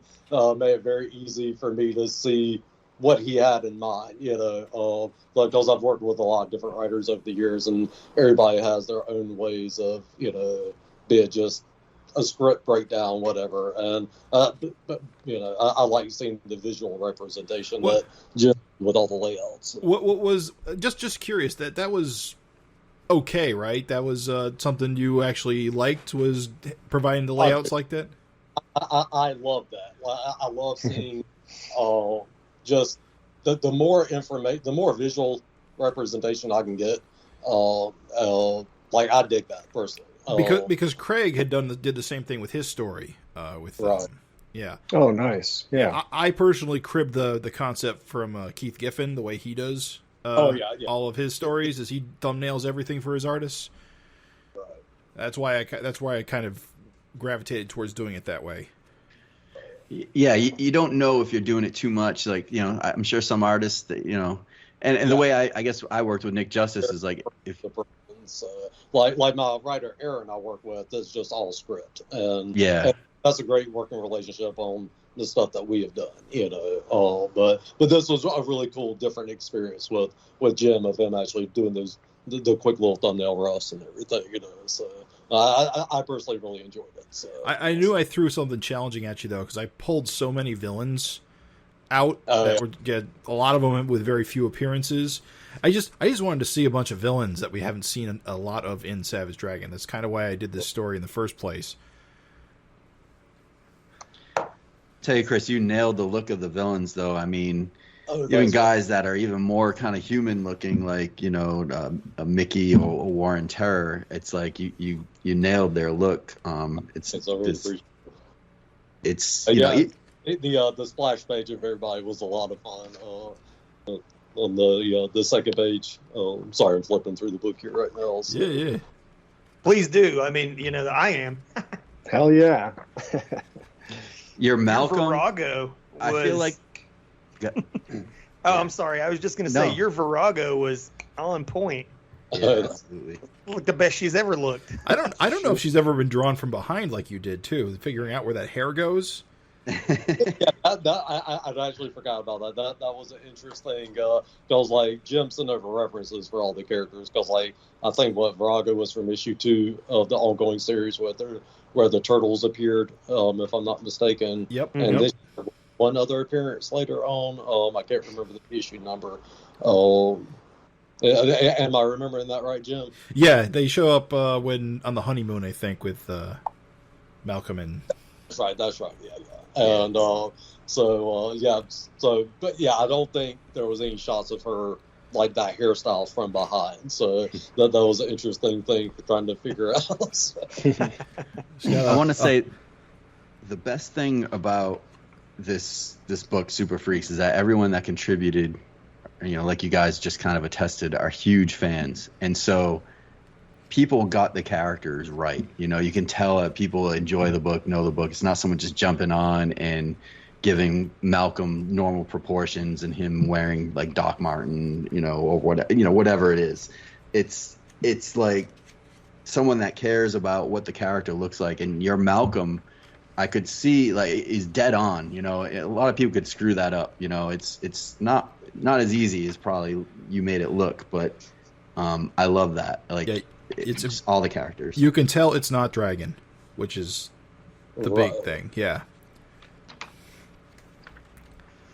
Definitely. And your Maxine is also fantastic. Oh, thank you. Very good, I love the callbacks, like your first panel, which has appeared a few times. I think, Jim, you were saying there's another panel that might be a callback that I'm not sure. Well, okay, so it's not a callback. It's a reference. Well, actually, I made a few references. That window thing was something I wanted right off the bat. I provided like references because that was in the graphic fantasy with Paul, and that was again. Arson's done that reference 2 or 3 times at least. Yep. Yeah. The other reference, of course, was Malcolm saying Shazam because I thought that was funny. Okay, yeah. That was hilarious. But the other references is there at the end when Scourge is disintegrating away and he says, "You cannot kill what does not live." That's a Judge Dredd reference. To anyone out there? That's something Judge Death says all the time.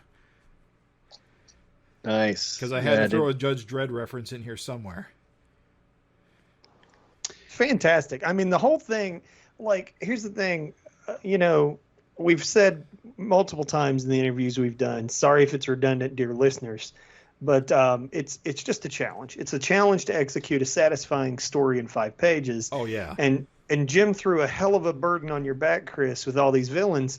There's a panel on the right-hand page where the top panel says whoosh, and Malcolm's getting blasted. And then that bottom right panel with just all those villains jam-packed in what is basically what amounts to be like a Post-it size.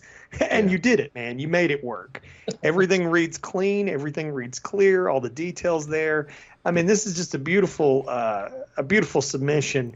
And again, Jim, just a fun story. Just writing it. The 5-page format challenges, especially in a story like this, you have to like really condense. Mm-hmm. You got 1 page for setup. You got 1 page for establishment. You got 1 page. Well, in this case, you got 1 page for Malcolm to be on the back foot, 1 page for him to be back on the front foot, and then wrap up. And that's kind of how I went into it, going, I got to hit these 5 beats, and I got 5 pages, so I've got to do it in a page. One thing, Jim, I want to add, which I love, and a lot of the stories did it, was the second page kind of surprise element. So flip the page, and it's like, oh shit, and so one of the challenges of laying this book out with all the stories is to try to get the stories to line up that way, so that the second page is that surprise flip. So you see in the book, a lot of times you had to put like pinups between stories because they're 5-page stories. So it's you've got to even it back out so you can get that surprise flip. But that's something Larson is a master at, and I think you guys kind of really nailed that. Thank you so much.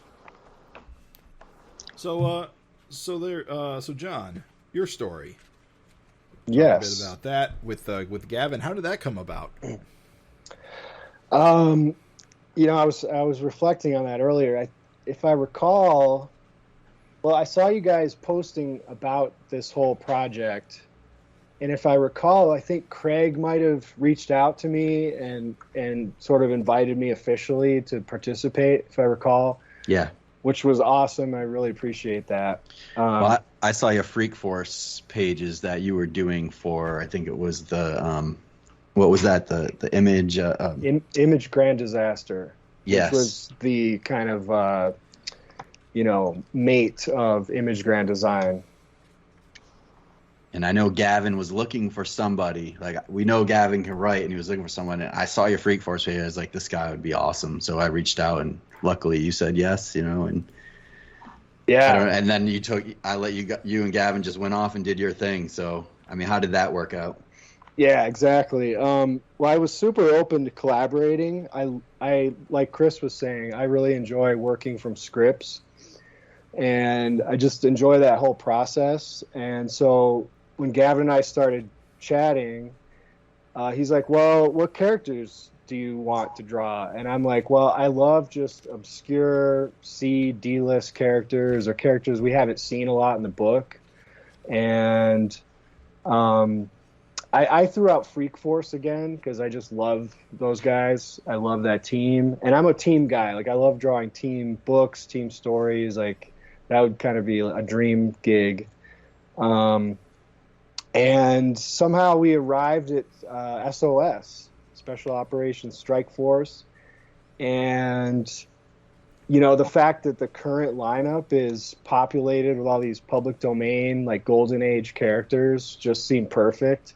And then sprinkled in with, Dragonverse characters, some classics and whatnot. It was just kind of a no-brainer. It was, let's do this. And he's like, I said, I like to draw bestial characters, like werewolves. If you saw that Freak Force story, I had them fighting this giant dog man. Mm-hmm. I love stuff like that. I love were creatures, and I was like, let's do maybe like some evil were creatures or whatever, some were beasts. So Gavin just kind of ran with that, and he, for whatever reason, decided to set it in this castle, which I was like, hell yeah, let's do that. Sounds fun. And that's kind of how it all developed. Yeah. One of the things with your story that is pretty damn awesome that separates it from the other stories is you're the only one in the book that's got a double page splash, which is pretty cool. Especially when you have 5 pages to work with and you've got a double page, and the way you made it work, especially with like, you see Silver Streak kind of running through the page was pretty damn cool. Oh, I love that. I love super speed characters that are presented like this. That's really cool to hear that. Yeah. I'm pretty sure Gavin, put the double page spread in the script. And that was a challenge, but a super fun challenge, just to organize that whole thing. Like, I did, several thumbnail sketches just trying to figure out the composition of that whole thing. Mm-hmm. And, there's so many different iterations, and a few I almost went with, and it just sort of like, I work pretty organically, and things just kind of gelled into this composition. The Silver Streak thing was not really called out in the script necessarily. I could be mistaken about that. but just, it kind of made sense, and it carries the eye of the reader through the whole composition. Yeah, that's why I like it so much. Yeah, that was the goal. Yeah. There's so much eye candy in this story. One thing I really love is the next 2 pages where it's, you get to showcase some of the characters in the Samson rock punch with the Doom. Just awesome stuff. Yeah, it's great. And then you throwing in the Widow squip, you got to get that in if you have that character in your story. Yeah, that's awesome. That was all Gavin. I give him credit for that. But the pose, of course, the words are there, and it's like, how do I visualize this? And I looked at a lot of yoga chicks to get that. So, I'm sure that was grueling work. Very difficult. It's very hard research. I appreciate your dedication to your craft. I appreciate you acknowledging that. Yeah, it was super fun, man. I was thinking just this little story, like kind of what Jim was saying earlier, this trying to get, and Craig too, this whole getting things into 5 pages. Like this could have been a full issue easily, this whole adventure.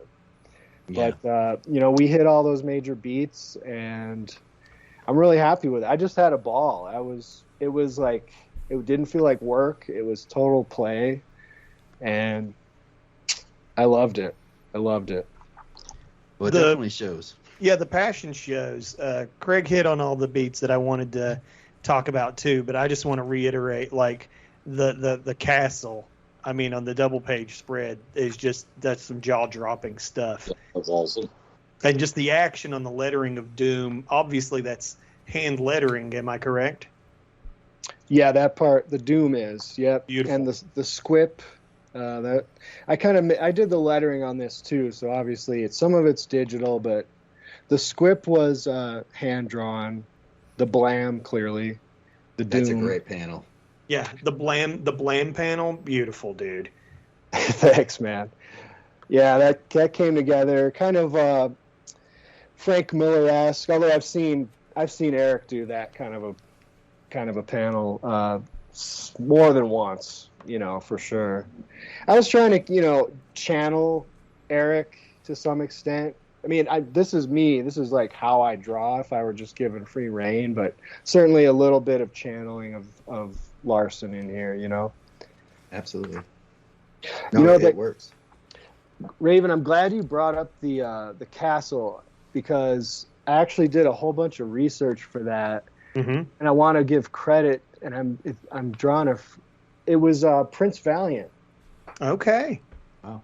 Yeah, I bought I had it laying around because I was using that for another project, the mm-hmm. Volume 1, this hardcover collection of Prince Valiant. Mm-hmm. And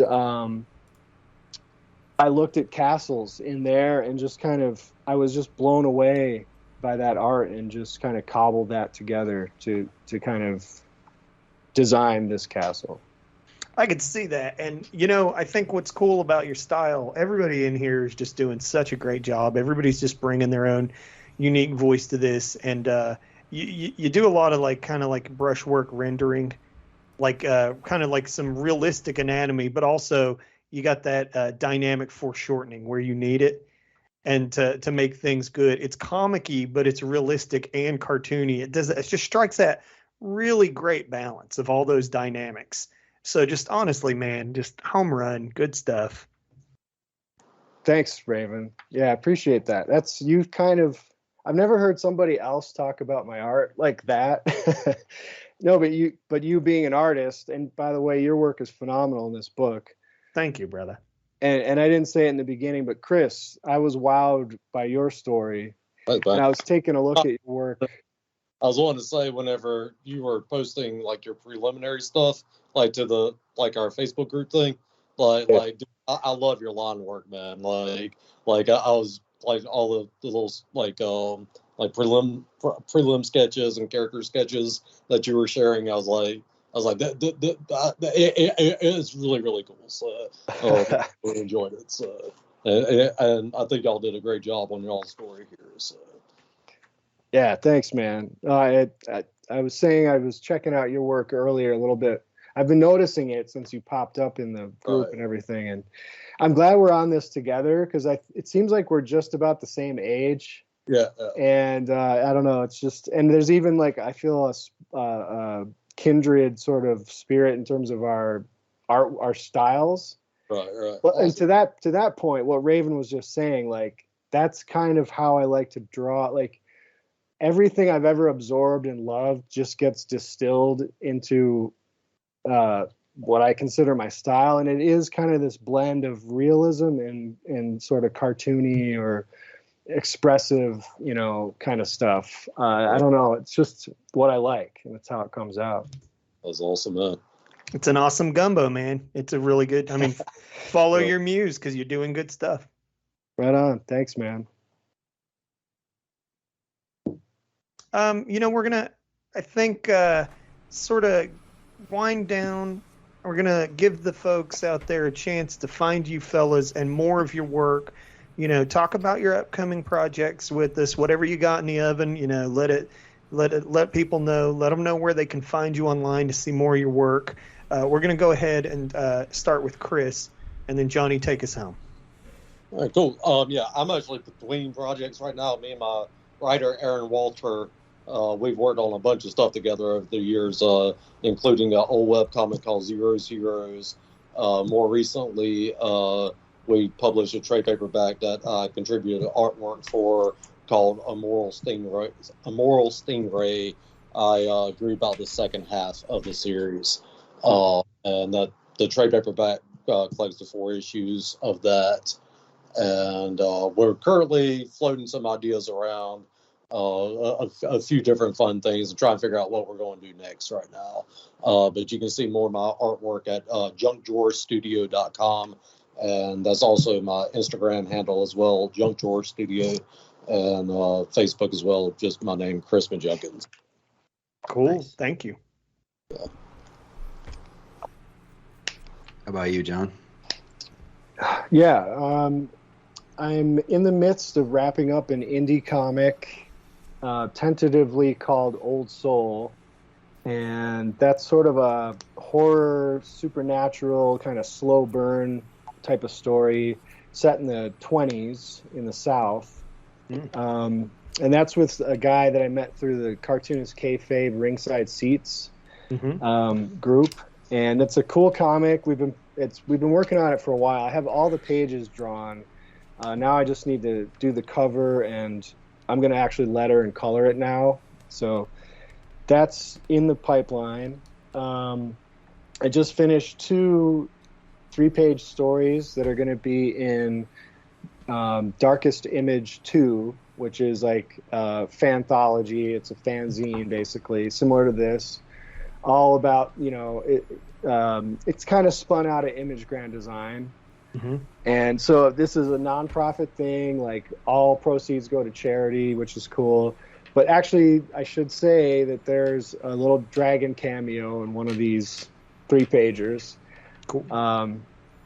So you guys will probably be seeing more of that. And, I've got plans for a Kickstarter, hopefully before this year is out. I haven't launched my own Kickstarter, but I've been kind of building up to it and doing the research. So that's going to be a sci-fi fantasy sort of epic. And beyond that, there's always something going on. So you can find me online, on Instagram, all over the place, just simply at Johnny Golden Art. Facebook, Instagram, Twitter, which I don't really use very much. And I have a link tree, which I think is also just Linktree Johnny Golden Art. And that's a good place to kind of check in and see what new stuff I'm adding. Nice. Cool. Sounds like a lot. There's a lot of stuff going on. It's good stuff. So. Well, thanks a lot for joining us, guys. And Chris, it was wonderful working with you. Yeah. I want to say I had a lot of fun on this. I really appreciate y'all making this and this great opportunity. It has been a really, really just continually awesome experience. But thank y'all so much. It's been great. So. Yeah, gentlemen, both of you really did absolutely fantastic jobs. Not that James Purcell so much, but everyone else. I'm a hack. I'm a horrible hack. Yeah, dead people. It was all a dream. Get out of here. But like everyone else, fantastic work. And again, really, like it's just to say that this did just start as just a forum post. You know, Jim's just suggestion. Hey, we should do a fanzine called Super Freaks. And I even remember I was like, nah, you know, we don't need that. You know, nah, you know, fan work. Ugh. You know, what's it going to be? This thing came together and I'm blown away. Everyone did such a good job. Thank you for working so hard for nothing. This is all free and for love and for passion. And again, just thank you guys so much, the both of you, Jim a little, for doing such a great job. I mean, honestly, thank you very much. Yeah, I ditto here. Really appreciate you guys jumping on. Like Raven said, you know, this was going to be like a little 200 issue kind of self-published thing, and you guys brought your A game, and because of everybody did their best work, it was something that Eric recognized, and we were able to publish it through Image, you know, and it definitely wouldn't have gotten there without, you know, the artists, you know, just killing it. And it's just amazing to me. I didn't expect this. I didn't expect to see, you know, the amazing artwork come rolling in. And when it did, I was shocked. Even more shocked when Eric was like, I want to print this. So, I mean, it's all because of you guys. Right on. Yeah, thanks for having us. Thanks for having me on the show, guys. It's kind of surreal because I've listened to your podcast so much that I feel like I know you. And yeah, we've chatted online and in social media. So it's like there's a rapport there, but this is really cool and really appreciate everything that you guys have done to organize this. Awesome. Well, thanks, guys. Awesome. Thanks. All right. So Connor Tierney's joining us. He's a writer and artist of the Good Wife story in the book, and also did a pretty keen pinup of Paul Dragon. Welcome, Connor. Oh, well, thanks for inviting me along for the ride on both this episode and the book. It means a lot. So the first thing we always like to ask our guests is, how'd you get into Savage Dragon? What was the impetus for you? So, it was around about 2017. I'm like a fairly recent fresh face adopter. Yep. So it was the tail end of Invincible. I'm pretty sure the last issue, Kirkman had noted that Savage Dragon had been like a huge influence on Invincible. So I was like, oh, you know, I've heard of this. I'll give it a try. And so I picked it up from issue 1 through the archives, and I was like, man, this fucking just isn't for me. I'm not a fan at all. It's just not gonna happen. But then I was going to visit family at one point a couple of months later, and there was like a bunch of back issues that were, well, back issues at the time, of the more recent stuff. So it was 235 through 239, I think. So that's Buffalo Stew through to the Demonoid Invasion. Okay. The only issue that was missing from that was the Bill Watterson one with the kids.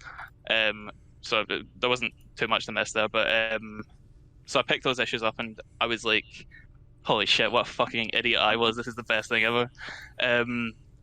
Buffalo Stew issue, like, instantly kind of captured me, because unlike any other book I was reading at the time, this felt like a complete story from beginning to end. With, you know, it's a complete story versus what you would find with, like, other ongoing books where it's like, oh, you know, here's one plot development for the whole issue and a fight to fill it up that then is effectively just written to fill up trade space. This was like, you know, the first comic book I'd read in a while that felt like trying to be a comic book and, you know, not a part of some saga that's going to be ignored by a writer later down the lane. But I was just really smitten with it. And it's so where Malcolm was kind of my first dragon. And so that era has always kind of stood out to me as what I like the most about the series. I don't have any of the nostalgia for the 90s stuff because I wasn't even alive back then. I'm 21, so fairly late on. But it's really fascinating to get a perspective from someone who's coming in this late and is this young, because you don't Yeah. see a lot of young Savage Dragon fans. I mean, I feel like a young Savage Dragon fan because I started reading it in the 2000s, but that was 20 years ago now. So Yeah, no, it's wild, isn't it? Crazy to think that Eric's been doing this, way longer than I've even been on this earth. But mad respect to him for it. I think your strip is so awesome. Like, it's one of my favorites in the Thank you. book. And I think a lot of what you said, it kind of makes it as good as it is because you don't have a lot of the nostalgia, so that you focused more on the recent stuff. And I love that because I feel like your 5 pages of story really distill like the past 5 years of Savage Dragon, like every awesome thing about Savage Dragon in the Malcolm years kind of distilled into this 5-pager with Maxine and everything. It's just really well done. Thanks very much. I really appreciate it. It's actually more impressive than that because it's actually 4 pages. Right. Yeah. Actually, you're right. 5 points. Yeah, no, it came to me kind of like quickly. I knew immediately that I wanted to do something with Maxine just because she's such a fucking oddity of a character, but she's so great at the same time. We've seen her, in doing some super heroics in the past, but I was like, wouldn't it be funny if the vicious circle are scheming and she just bursts through with like, just like a shirt and like panties with a maple leaf on it. My hope was that some like hardcore 90s Image fan who had dropped off, the second that Dragon stopped being a cop, comes back and is like, oh, Savage Dragon, like, I like that. Dragon's a cop on this cover, I'm going to buy that. And he opens to this page. And he's like, what the fuck is this shit? Like, that would make my year. So it just seems like a foregone conclusion. But as you said, like, it summarizes pretty much everything I love about the book. The ultra violence, just the insanity of it. And of course, you can't end a Maxine story with some form of innuendo, or in Malcolm's case, an innuendo.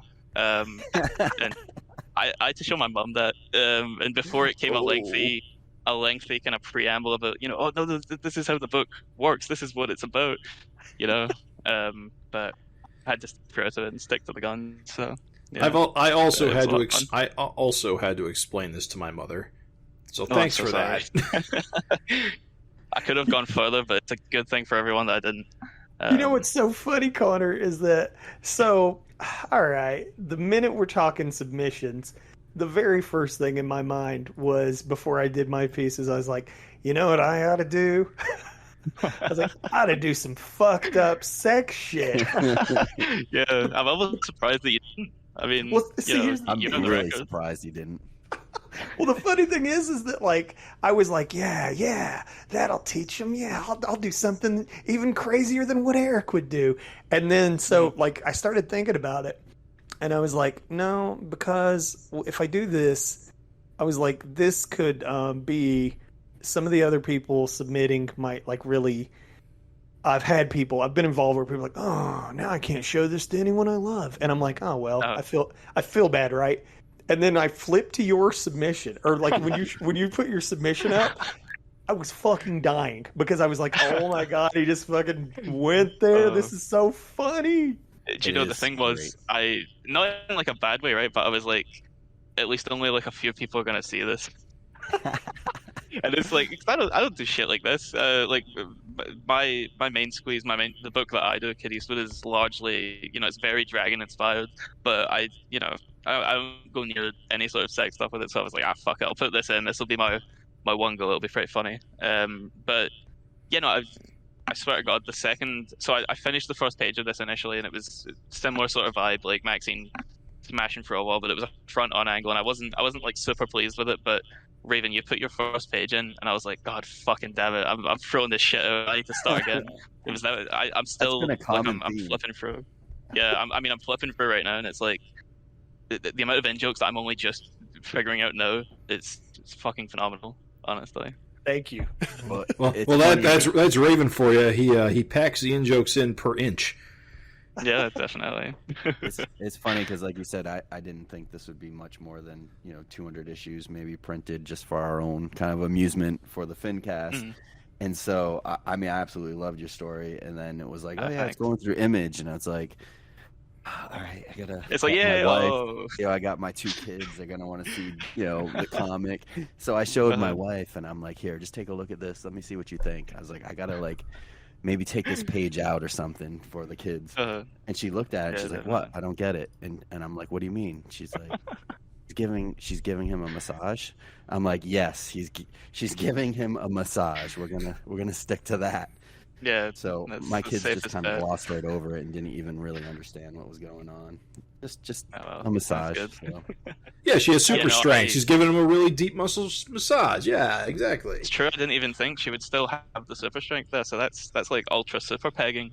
That's a free episode title for you. But no, like, yeah, no, my jaw hit the fucking floor because it's like a small press indie guy. I've been trying to like weasel my way into the main book somehow. Hope that if I keep bugging Eric enough, he'll send a script my way, or block me or whatever. But this was like, holy shit, fucking completely surreal. And he gave you the 2 thumbs up too. Yeah, that's it. Yeah, so there's hope for the old boy yet. I just want to say this. Here's the thing. I'm throwing it out here right now. I would love to see anything extra that you feel like blessing Savage Dragon with. Because, I'm such a huge fan of Kid Eastwood, and we'll get into it. But I'm such a huge fan of Kid Eastwood anyway. But like Craig said, for you to distill so much fucking energy, action, comedy into 4 pages, bro, Connor, anything else you want to do Savage Dragon related, please. Like, it would be a gift. We would love it. No, it would be an honor for me. I'm happy to do it in any capacity. Yeah, no, that's true. Yeah, gotta stay in these good graces. Yeah, but it's true though. You put in these little things like the photo kind of, the St. Michael's Hospital, even just nailing in 4 pages all the characters. It was so cool, and I love that you used all the Vicious Circle guys of late, which, again, the older crowd would probably push for the more nostalgic characters.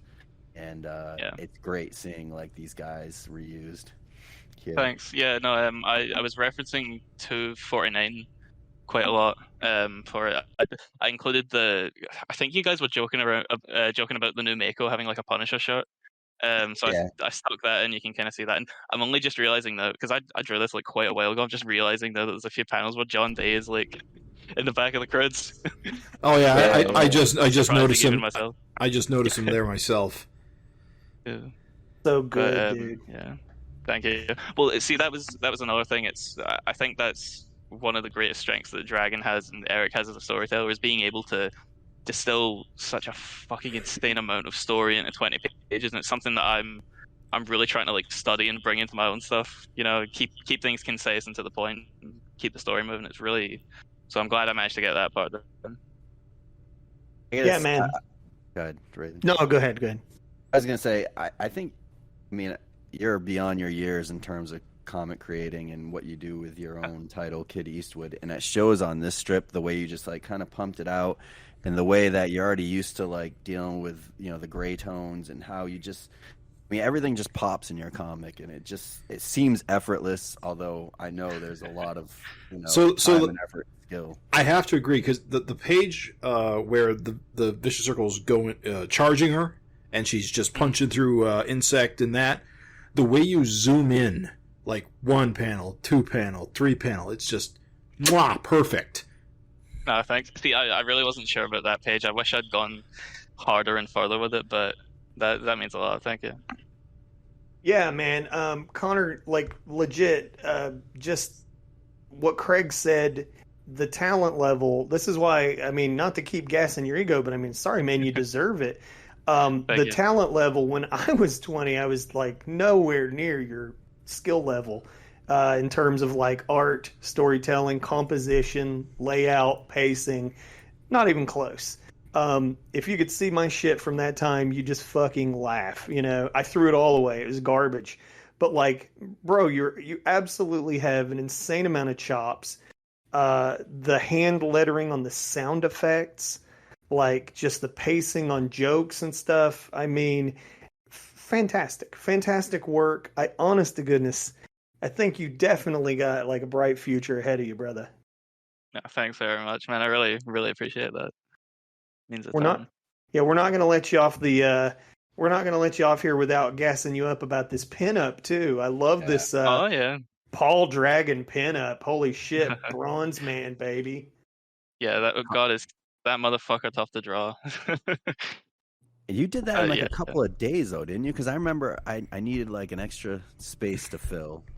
Right, not to suck my dick, but I did it in a couple of hours. Because I'm pretty sure Holy. someone had dropped out or something like that, and I remember having said, because I was like, oh, you know, whatever I can put in, I will. And so I knocked that one out. But I'm real happy with how it turned out. I was just glad because, you know, Paul Dragon doesn't show up anywhere else. There's a lot of characters. Angel, I don't think shows up anywhere else, and she's in your strip. And Paul, just getting him in there, even as a pinup, was great. Just to kind of get all the main characters in this book. So, and then to get the Bronze Man, which is kind of neat. He's kind of it's just a great pinup. Raven, you didn't squeeze in a small fin dragon somewhere in the background, in the corner? You know, I think I missed Probably did. I wouldn't put it past them.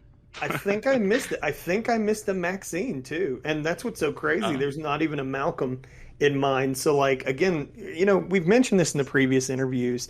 Craig has said, like, what a fantastic thing it was that everybody, with no coordination at all, everybody just sort of delivered a different flavor. Yeah, absolutely. It was fantastic that between your submission, you covered the Malcolm Maxine era, which is, even as an old Finhead, like day one, buying my issues in a grocery store, I love the Malcolm era. Yeah. Mm-hmm. Yeah, I don't think it gets enough respect. And so I fucking love that that's where you went. And then you get this pinup and you give us Paul. And so I'm just like, fuck yeah, dude. Like, way to go, Connor. 2 for 2. Oldest version and newest version. Yeah, true. You know, but that's another thing that really, really interests me. It's like how, I mean, what other book does something like that? Like, could you picture the proto Spawn drawings that you see circling around the internet showing up in the book? Probably not. But I'm obsessed with this idea of like artists carrying characters with them throughout their whole lives and being able to see that development happen in real time and be able to track it. So Paul coming back into the fold and having him be the same Paul from those graphic fantasy books, which is fucking crazy to see, because I'm pretty sure Eric would have been about my age when he drew those, so it's really inspiring. But to have him in the fold again is just great. Love it. Same. See, I think you wear a lot of your kind of manga influence on your sleeve as well, which kind of merges well with the Savage Dragon stuff. What are some of your bigger influences? Well, manga wise, the biggest, most obvious one is One Piece. I've been obsessed with that since I was a teenager. Kind of on the spot. Think what else? There's a bit of One Punch Man in there. I know you guys said that about Kitty's Foot at one point. But yeah, mostly One Piece at the moment. But in terms of like Western influence as well, Invincible and Dragon are probably the two biggest ones. Dragon more so than Invincible at this point, at least for the with how I structure stories and lay them all out and that kind of thing. But I just love, like, you know, the Japanese shorthand on certain things, like the surprise expressions and stuff. I love that panel. Yeah, it's great. Everyone's shocked. Yeah, no, that's so fun. That's definitely some One Piece, right? Yeah. Maybe less so the ears and the eyes flying off the page, but you know, love it. So, Kid Eastwood, you're on what's the website? Webtoon. Begrudgingly, I fucking hate that site. It's so awful. They made me censor an ass once, and it was a comedic ass, not even a sexy ass. We had Dean Haspiel on. I think he had like issues with them at one point or something too. Yeah, I wouldn't be surprised. They're fucking endless. I use them out of necessity, but yeah, it's on there. But it's pretty awesome. I mean, they have to invite you to join, right? I mean, no, you can just upload to them. Really? Can get paid by them, but they do this thing where they actively suppress. To my knowledge, at least, this might be complete bullshit, but I think there was some sort of rumor going around that they actively suppress like standard comic page series. So I upload like full pages, whereas their format is like, you know, it's one panel at a time and you scroll down. But I can't get behind it. It would completely fuck my layouts up. But yeah, so I all 11 issues of the miniseries that I just finished are up there, free to read completely. So if you go into Webtoon and type in Kid Eastwood, you'll find it. But yeah. And you're gonna come out with this. You've got individual print copies that you sell. You've got the first collection. I'm sure you're coming out with a second collection soon, right? Yeah, absolutely. So I'm in the process of phasing out single issues just because it's not cost effective from where I'm sitting. But Right. it's an 11 issue miniseries that I split in half. So the first volume is issues 1 to 6, and then the second volume, which is issues 7 through 11, is just coming out like this week. So it'll be out by the time this is out. But one of the issues in it, the 10th issue, ended up being 135 pages long on its own. So, and there's a cheeky cameo from the good old folks at Raven's Dojo. So fans can look for something there. But yeah, so those are available on Etsy. If you type Kid Eastwood in Etsy, you'll find them. Yeah. But yeah, plenty of Savage Dragon inspired goodness there. I love my first collection.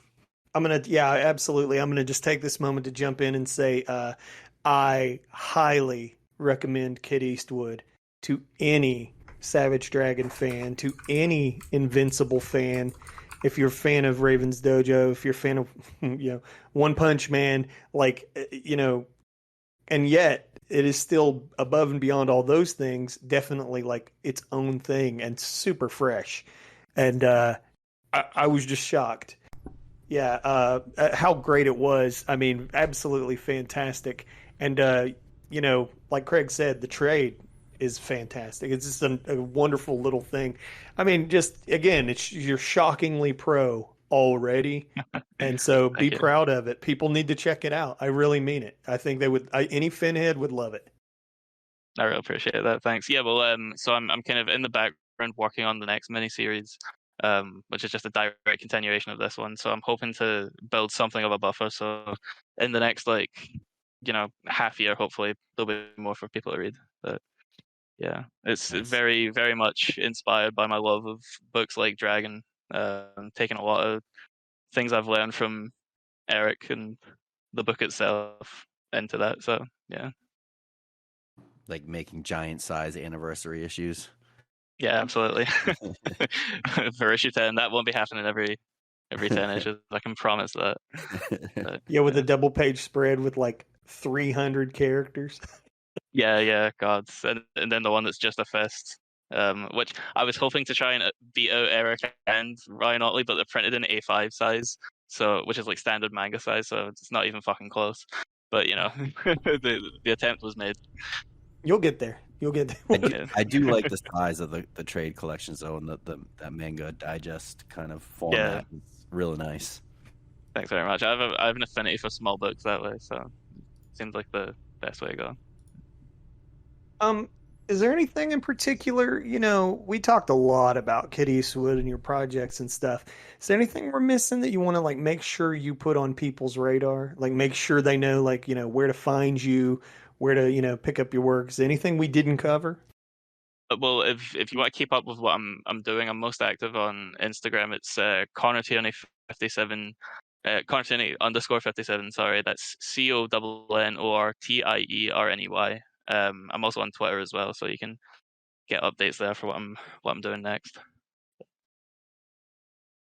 Cool. Very kick-ass. Look, I just want to say, honestly, thank you again for submitting so strong. The pinup, the 4 pages, just absolute chef's kiss, fantastic work. And we really appreciate, what you brought to the book. Honestly, Super Freaks, it's a beautiful gumbo, and I feel like everybody's ingredient really made it just masterclass. And so, honestly, dude, thank you so much for your hard work and your submission. It blew me away. So, well, thank you guys for the opportunity. It's a complete dream come true. So, yeah, thank you very much. Don't forget me when you're big. Yeah, I want you to think about this. Even Jim Lee doesn't have an Image comic with a 30th anniversary eye on the cover. That's a very good point. Yeah, and I'm pretty sure I've drawn more issues of Kid Eastwood than Todd McFarlane has of Spawn at this point. So there is also that fucking 300 issues. Yeah, okay, whatever, buddy. Sure. Don't get Raven fired up. I had to get it in somewhere. But yeah, thanks so much, guys. I really appreciate you guys having me on. All right, I'm a thanks, huge man. fan, so keep doing what you're doing. All right, brother. Thanks for joining us. So now we have Ken Albery and David Branstetter. Ken did the Insect and Billy story, and David did the Captain Tootsie's Savage End story. Welcome, guys. Hey, thank you. So, right off the bat, we always like to ask how you guys got into Savage Dragon in the first place, brought you to this point. Ken, we'll start with you. What got you into Savage Dragon? I was a manager at a comic book store when Image came around. So I was in charge of ordering the Image books, and of course I ordered and bought them all, and honestly didn't really think any of the first ones were all that great. I mean, I loved having them for the newness that Image represented, but the only one that I really looked forward to was Dragon. And I had only roughly known of Eric from Spider-Man before that, so that's really where I was introduced to his work too. I was gonna say, with your story, you chose Insect and Billy. What drove you to kind of want to use those characters? I mean, especially like a longtime reader, there's a vast history, and use some of the newer characters, which I think is great. But where did that decision come from? I think my favorite things in the book right now are some of the side stuff. I love Paul, and I love everything outside the book of Paul's history. The real world history of Eric's original character. I usually have a favorite villain. Mine right now is Insect. I was gone for 10 years and recently just came back 3 years ago. And that was I call her my modern day powerhouse. I don't know who she is. I don't know what she looks like under the costume. I don't know what her powers are, but we're getting a little bit of her personality in her character. And that's what I love about the book is we've got arms being ripped off. We got boobs everywhere. We've got crazy comic book stuff, but we also have this quote unquote villain who jumped in to take care of this kid when his mom died. That's good stuff. And that's what I love about the book. So I'm drawn to her right now. A little bit mad at Connor for killing her in his story, but we still get along.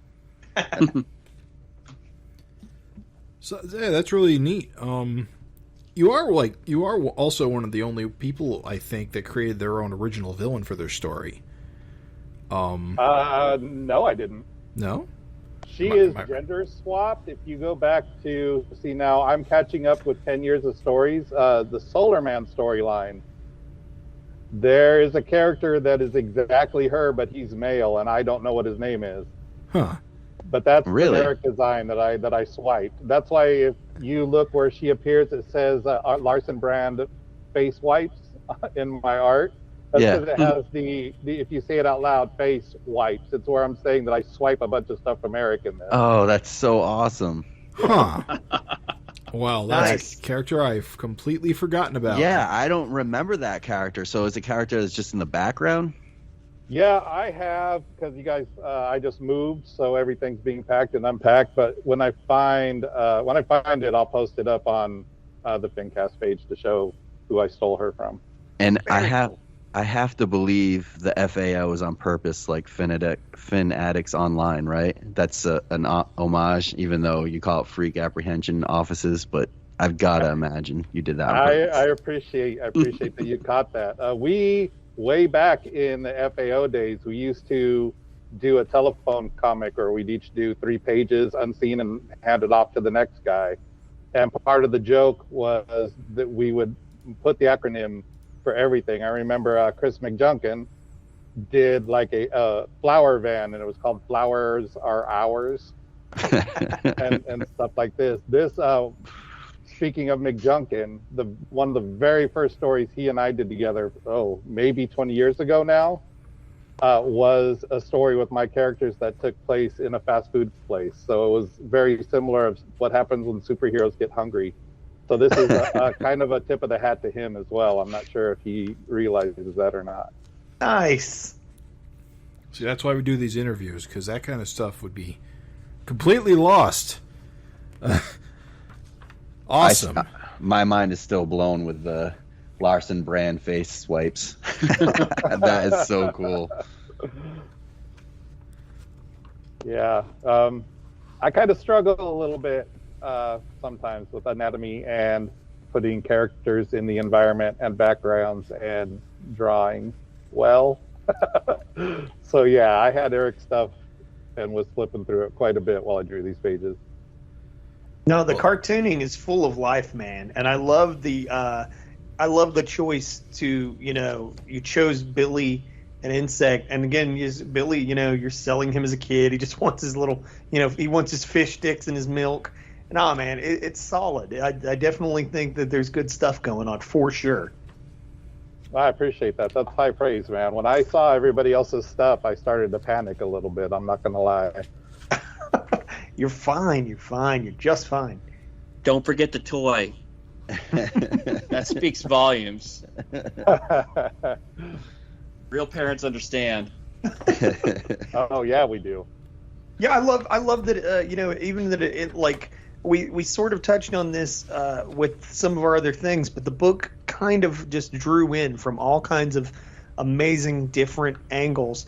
And, to have Billy and Insect as a focus and then end with a North Force cameo. Yeah, it's great. That's, yes.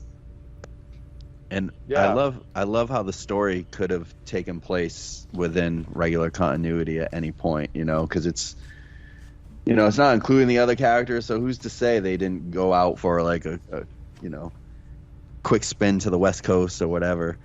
But it just works so well with what's going on in the story now. Yeah, I mean, assuming that they got back from space, I think it worked just fine. They are in missions in deep space right now. That's true. So, David, we should probably ask you the same question. How'd you get into Savage Dragon? Spider-Man. Nice. Yeah. I got 344 on the stands, and just as I was getting into it, this is the greatest thing ever. Then Eric left the book, and then I found the Spider-Man books later, like issue. The adjective list. Yeah. So I found those later. I was like, okay, these are great. And then, I think I saw these at Walmart, like a 4-pack of Image books with the Savage Dragon 1 through 3, and then I think Megaton Man was in it. Nice. Oh yeah. So that was like my first introduction. Maybe I can't remember because I think I got that later, and I think I got the first issue from the miniseries or the regular series after that. So I think I got the first issue of Savage Dragon, the ongoing, and then the miniseries later. So I was a little confused about what was going on, and some of the artwork looked a little weird, like Skullface and stuff like that. Like in the flashbacks, I was like, "What's going on here?" So I had no idea there was another series before that. Yeah, I can definitely see that. Yeah. Starts off with that brutal shrew attack, and I was like, "Okay, this is pretty R-rated for a little 14-year-old." And that's why you loved it. Yeah. No, I love Savage Dragon because it's like you could put the characters in one situation, and then 5 seconds later, he's able to put him somewhere else, and you would never expect it to go that way. And the prime example being issue 7, with everything looking like nobody can come back from that, and then they do. Like what? When Venom killed Spider-Man on the cover of 347, I was like, oh, they killed Spider-Man. So I had the exact same feeling when Savage Dragon fell on the spike. I was like, they killed Savage Dragon? What is up with this? Trying to sell a series, Larson. What are you doing? That's dumb. But it had me hooked as far as I could go. As far as when we were kids, we didn't have a lot of money, and getting out to the comic shops was difficult. So I think I was lurking on the the Savage Dragon message board for a while. I think I even emailed Eric, just telling him thank you for the books, and he emailed me back, and I was like, what? I mean, he's got time for that? And this is even before I bought anything else. And I got back on, say, around issue 99 or 100, somewhere around there. Yeah. That was current. So I had like a 80 issue gap. And I still hadn't read all of them. I'm sorry, guys. That's okay. Oh my God, no. I mean, speaking about the unexpected and stuff in Savage Dragon, one of the cool things is like him introducing weird characters like Captain Tootsie and these like golden age kind of public domain guys, and they end up just fitting seamlessly. And not only that, they become like fan favorites. What's your take on Tootsie? I mean, obviously you like him enough to make him the star of your strip. Well, it's not just that. It was like I loved the next issue project. I wish that would keep going. I just love the aesthetic. I love that the old characters are being used. Right. That's awesome. I just love everything. I love the feel of the book. It's just perfect. Perfect cartooning. I like Eric's rougher style. Yeah. Where he's just throwing inks down. I like his hand lettering. I like everything about that stuff. So, I mean, to me, that's pushing cartooning to a new level, especially for him. I just love it. His storytelling ability is just all there in its rawest form, and I really enjoy that. I just wanted to keep doing that stuff myself, and I kind of thought, well, I'd like to do some kind of Golden Age story. And then I saw the Captain Tootsie. Well, I love the Solar Man thing, taking all the bad guys or all the Golden Age heroes, and I was like, okay, so where's Captain Tootsie? Whenever I saw the solicitation, I was like, I don't remember Captain Tootsie being in there. Right. Where did he come from? And so I was like, well, how did he get there? Like, he's like late to the party. Like, why was he late? And I started thinking about all that stuff, and I was like, okay, I'm gonna just like write a little story. So I was like, I sent it to Gavin, like just sketching it out, and he's like, yeah, that's pretty cool, man. And then I waited on it for a year, because these things are, I get maybe one book done a year at best. Yeah. And it's been 5 or 6 years between my regular stuff, so it's like I'm really slow. And I was like, I really want to do this, and then you guys had said, hey, we're going to be doing the FINcast thing, and I was like, shoot, let's just do it. Let's finish it up. Let's do something with it. Never in my life would I thought that would go anywhere beyond 100 people. Yeah, That's right. crazy. It's crazy. But I had a lot of fun. I mean, in the end, I'm glad you didn't save it, because it's the same kind of end goal. It got published, Right. Yeah. It's a great story. I enjoyed it. It's very funny. I love that, I mean, the whole thing with Captain Tootsie is he's the spokesman for Tootsie Rolls, and they sell it as like energy for kids, how in the world does like Eric get away with like using a Tootsie Roll character? And I was like, well, he can't name the Tootsie Roll, because of copyright reasons. And I was like, how do you skirt this, Yeah. And so like I figured, well, maybe I'll give him a little bit of a push and maybe make it so that go-to thing is now gone. I mean, there's a lot to explore there. It's like, what does it mean if you're identified as a candy thing, and then suddenly you can't do that anymore? What does that mean I mean, that's kind of a lot of pathos for a cartoon character. But I love how Dr. Nasty discovers he's in the early stages of type 2 diabetes. I poured through a bunch of stuff online, like because there's not a lot of Captain Tootsie out there, so it's pretty much a brand new character. I mean, you got these little strips, yeah, and you see glimpses of characters, but there's not like an ongoing, continuous story. He had like 2 comics and like just a bunch of advertisement strips, basically, right? Yeah, so it's like, well, I could do. So I pulled out certain characters that I liked or seemed to have an iconic, like Fatso, or I think that's what his name is. Yeah, I just thought he had an interesting pug-looking face. I was like, okay, I'm going to draw that character. And, I wanted the little girl because I wanted some variety. So, I picked one over the other. I think there's probably 2 or 3 other characters, but, I wouldn't spend too.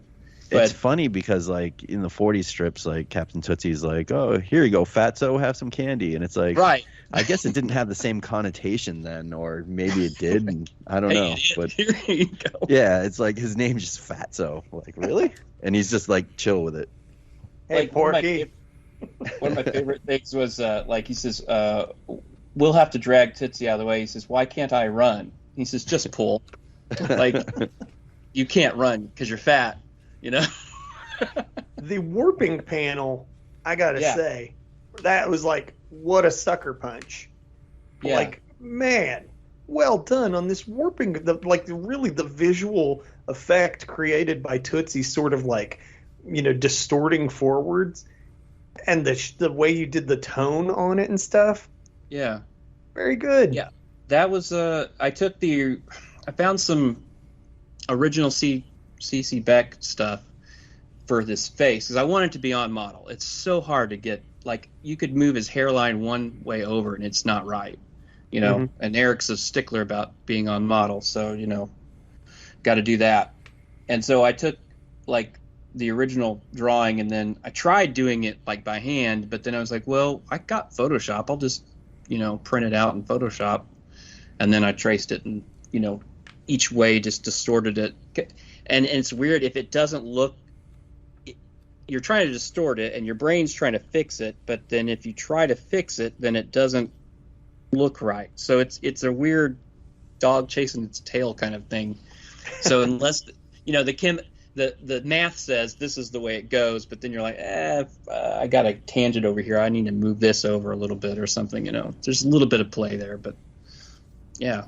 That was a really inspiring moment, because I just was like, on the last page where he goes through, or the page before where he puts his hand through the portal, I was like, well, how do I express that he's practically being ripped apart? I didn't know how to do that, and I didn't want to make that last page be like, oh, where did he go? I wanted something, something to it, and that kind of came to me in the last minute, so I was Very like, good. yeah, this works. Yeah, it does. So yeah, that's my favorite, and I was hoping you guys would point that out. So I'm glad that I'm not the only one reacting to it. Oh, it landed. Yeah, it landed very well. The minute I saw that panel, I was like, you know what? I was like, this Tootsie story really sort of just drove it home right there. And the kid's just trying to call to him, and he's just not answering. I was like, Tootsie whistle. I was like, oh man, this kind of hit like a lot more sort of a somber kind of a tone than I expected. I was surprised.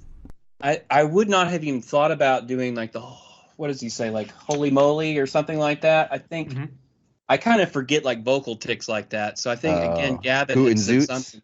Hoot and Zoots, yeah. So he had said that somewhere, and I was like, I need to add that to the actual dialogue, so it makes him sound like him. So it was a good call. You can't have Tootsie not say Hoot and Zoots.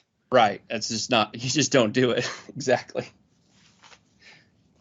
Awesome story, though. Good job. I appreciate it, guys. Yeah. I really do. You guys know good stuff, so it means a lot. And here I was thinking, yeah, we liked all the work except for David's, and we're going to edit that out of the book. But good job, everyone else. That's what I thought was going to happen. So dude, everyone has some form of imposter syndrome. It's so weird. Like almost everyone we talked to either wanted to like redo their pages or didn't think it was good enough. And it's like, it's so silly, because this whole book is amazing through and through. Everyone, I've said it throughout all of our interviews. You're going to hear this for the 1 millionth time, but everyone brought their A game, and it's just really fun. Everybody, you can tell everyone's huge Savage Dragon fans on how they came about with the material and how much energy they put into it. It's just really well done. So both you guys, amazing stuff. Thank you. Yeah, gentlemen, I just want to echo what Craig said. I mean, a symphony is everyone's voice coming in together. And the thing is this finished product, when you take in the whole shebang, it just wouldn't be the same comic without every single contribution. And I loved both of your submissions. I thought they were fucking fantastic. I like Strawman. Oh, thank you. I'm just saying, Strawman's a fantastic. I say to point out that David has his own Savage Dragon, and I find that people that have their own Savage Dragon are attracted to Savage Dragon, and it's always awesome just to see this kind of like I said, I know we've said this a million times, so I'm going to pinch it off, but it's the passion comes through. These are great submissions.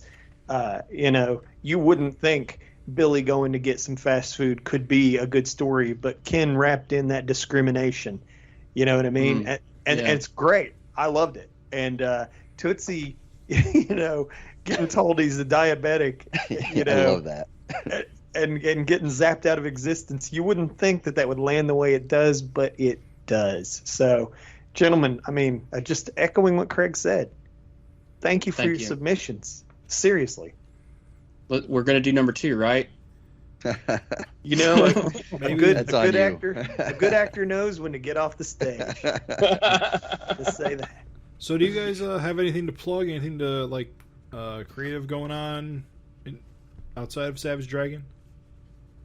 Well, I've been working on Horace and Buggy, which is my all ages kid book, and I'm really just getting into the whole cartoony aspect of it. Whereas Dragon is more, just brutal, stuff. This is more on the other end of things, just calmer but I love the aspect of cartooning itself, and then I like the idea of inspiring kids. So I'm kind of going in more of that vein. Even though Strawman has been my bread and butter for years, I do feel like it's nice to get a change of scenery and try different things, and my vocabulary as a cartoonist is really changing, which is pretty cool. I know that Raven, he does a lot of the dojo stuff, and you don't get to that style level just by staying in your zone all the time. You got to try new things, and you got to keep at it for a while, and it just kind of naturally morphs. So this is just another way of me trying to find my avenue, and I'm getting more comfortable with my style, which has always kind of plagued me. I don't know about you, Raven, but that's you just never settle. I mean, it never concrete. It's never it is never concrete is what I'm trying to say. Everything's liquid forever. And you sent me some print comics, and I got to read the young adult stuff right after reading that Strawman comic, and I was just like, wow, he's got 2 different gears going here, and that's great. I mean, I don't think I could change gears from Strawman's kind of more of an adult introspective kind of a character, definitely more mature. And then here's this young adult stuff, and I was like, this is cool that David can switch it up like this. Yeah, one of the things that I was trying to do a graphic design illustration business for a while, and one of the things that I would try to do is I would emulate everybody's style. If I wanted to do photorealistic, or if somebody wanted to whatever, so I would have to really work on finding that line work or developing that bounce to the the cartoony stuff. So it kind of makes you a master of none, but a jack of many, And the full quote is better than a master of one. Oh. So never forget that the quote. The quote was shortened to change the meaning to a bad effect, but the full quote is jack of all trades, master of none, but better than a master of one. Oh, wow. That's good. I humbly bow in your direction, Raven. What about you, Ken? What you got? What you got? You want to throw out there and get in front of the eyes of the people? Well, I have a character that some of you may have seen, and she is called the Salvaged She-Newt. And she, again, is born because I'm part of this fandom. Way, again, back in the day, we challenged each other to kind of make the stupidest character we could come up with. And I think it was around the time Bubble Boy and those guys showed up in Savage Dragon. So I made a character that was, and again, at the time, She-Dragon was my favorite character in the book. So I had to make a female character that was pink because she couldn't be green. And she shoots temporary salamanders from her hands is her ability. And he started as a joke. Well, the fandom, which, I mean, us, the Fin addicts, fell in love with her and demanded that I draw her all the time. So I have a first issue, and I was planning on doing the Bellingham Comic-Con this year before we bought the house. So I finished the second issue recently. I'm going to be publishing that, and I'm about 18 pages into finishing the third. Nice. Because I just made the transition from traditional art to digital, which has completely changed everything that I do. So this story that I did for you guys that we're talking about is the last traditional story I'll probably ever draw. Whoa, cool. Yeah, so everything is going digital. So you can just Google She-Newt. I mean, it's not a common thing. You can find it or my name. I put my Instagram. You guys printed my Instagram address in the book, so I'm going to put that together. I mean, I'm going to be mailing it out to you guys, of course, once I get copies in my hand. And I do it for fun. I have a lot of improving to do as well. So that's it. I'm just drawing because I love it. I love to tell the stories. I love the story that I did. I'm looking at it while we're talking. And I was at first, like I said, panicked that my art was probably the weakest in the book. And at this point, I don't think it's that weak. And I don't think I did a bad job. And I'm super proud of the story. And listening to you guys kind of pick up on what I put in there, it makes me feel great. And while I have the floor, I've said to you guys online, but thank you guys. This was a lot of work on your part, and I hope that everyone appreciates everything you put in, the thing that you made happen, because every last one of us in this book had that moment where you sent that message that said, "Hey, I sent these to Eric. Here's what's going to happen." And, behind the scenes, we're messaging each other saying, "What? Are you sitting down? Is this really happening? What's going on?" And, for a lot of people like me, I'm an amateur comic. I draw my comics for myself. I print them at home. This is beyond anything I would have hoped for. I have a story in an actual Image comic. And that's because you guys put in the work for the FINcast. We listened to the FINcast. We love the FINcast. We wanted to support the FINcast and you guys. So thank you. Yeah. And take it for what it is. We all did this as a work of love for you guys. Yeah, absolutely. It's so sweet because, I mean, honestly, you guys all volunteered to do this, not thinking, like, was said earlier, it was going to be much more than maybe 100 or 200 copies out there. So no one expected this to be what it was, and everyone went into it giving such a huge effort. So for as much work that we put into it, it wouldn't be anything without the work that you guys provided. So herding cats. Yeah. Here. So Jim, you did all that, didn't you? Telling everyone to get their stuff in. I helped, but it was mostly Craig. Okay. All right. Well, Craig is. Sorry, Craig's a real champion. I mean, definitely. He keeps us in order too. So yeah, on task. We need those, Craig. We need those people in our lives. That makes up for my lack of artistic ability. Don't let him fool you, folks. You'll hear his segment. He does good. Well, thanks for coming on, guys. It was absolutely great to hear from you, and we really appreciate your contribution to the book, and really excited about seeing it out in the world today. Yeah, thanks for joining us. Yeah, thank you guys. It really means a lot to me. I'm a big fan, and it was super fun to participate. Awesome. Catch you later, Bill and Ted. Be excellent to each other, guys. All right, so now we have Simon Mallette St-Pierre. He's contributing to the book with his Candyman 2 story and his Carl Cosmic strip. He's also done a bunch of backups in Savage Dragon. One was the Average Dragon with the cool character Virgil, and then the Mr. Glum story that he had. Welcome. Thanks, guys. I appreciate it. Thanks for having me. So when we start here, we like to kick off with just asking a general question of how did you get into Savage Dragon? What was the impetus for your fandom? I was definitely one of the the Image kids. I was the right age at the right time when I saw the move that the founders did from Marvel to Image. I was right at, I guess I was 12 or something around that time. So as soon as Savage Dragon #1 came out, picked it up from the stands and just been with it since day one, pretty much. Also, Larson having been on the book for so long and his dedication and everything else, it just kept me into comics over the years, because everybody has that little phase. I guess I don't know how it was for you guys. When you get to you grow up, you become a teen, you kind of lose interest in comics at a certain point. But I always wanted to find out what Larson was doing next with this book, so it got me back in the shops, even if I moved around, stuff like that. So credit to him, and that's really I've been with the book since day one. Cool. The Candyman story. Let's talk about that. Right. It's such an awesome story. I mean, first of all, I love your art style. It's very simple, but yet the way you cartoon really conveys the characters perfectly. Like your Malcolm is, dead on. Your Candyman, it's just a great cartooning style, and it really, lends itself well to Savage Dragon, surprisingly. Thanks, man. And like everybody probably said so. Like the Finn is just a bitch to draw. Like I just wanted to age Candyman because he looked old. Like I guess what was it, like 100 issues ago, and the book's in real time, so I tried to make him look a bit different.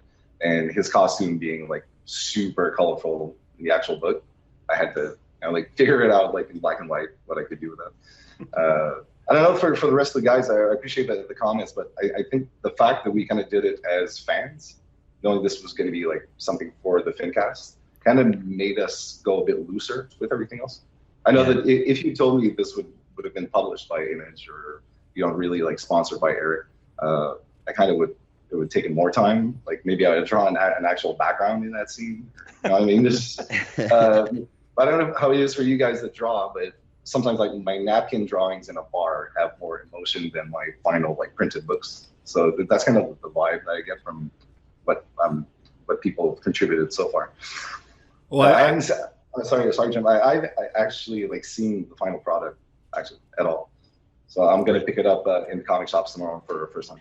Oh, nice. That's right. You didn't want comp copies. I didn't want comps, man. I want us like try to generate some. I don't know. Like it was like I'm gonna see like the full package tomorrow directly in the shop. I forgot about that. Yeah, that's crazy. I don't mean to brag, but like when you see this, when you see this bad boy in print, you are gonna flip, because as beautiful as it was watching these digital submissions roll in, a lot of these took a whole different life. When they hit the finished printed page. Obviously, reduction sharpens things up. Right. And so when we're viewing these, they're filling our giant monitors, 4K, 8K, bigger than they would ever be printed. And then you get this little 6-inch by 10-inch print in your hands, and this art just looks razor sharp. Man, you're talking about your style being loose. I mirror what prints. It's perfect, dude. Especially when you look at the last page of your strip, and you're telling me that you wish you would have put more into it. I mean, geez. That last page. Well, at least I got to trace that one, but that's the one that took like hours to do. No, exactly. It's gonna be like a good. I'm gonna be surprised by it when I see it tomorrow. Just I've seen bits and pieces of what everybody else has done. It's good. As you said, Raven, it's gonna be nice to see like the whole thing, like a finished product. I'm excited for it. The thing I love about these kind of short stories, and you have to make them very you're doing a Savage Dragon story. So there's got to be some action, there's got to be some comedy, and you've got to tie it up within 4 or 5 pages. And that's hard to do. And you did it in 4 pages. You got a punch thrown in there. So you got the action, and then you tied it up with such a great finish to that just kind of, it was mind blowing, I didn't know where this was going. I'm not known for the action pages really, so I'm glad to hear it. But hopefully people will like it. It's a nice blend of so many different styles and everything.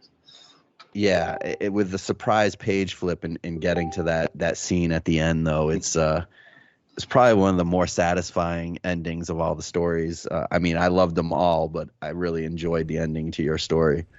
That's going to be for like most of the stories in there. It's like very much like for the fans, right. Say that my last page to that story is completely out of context if you haven't read the book at all. So we'll see how that turns out.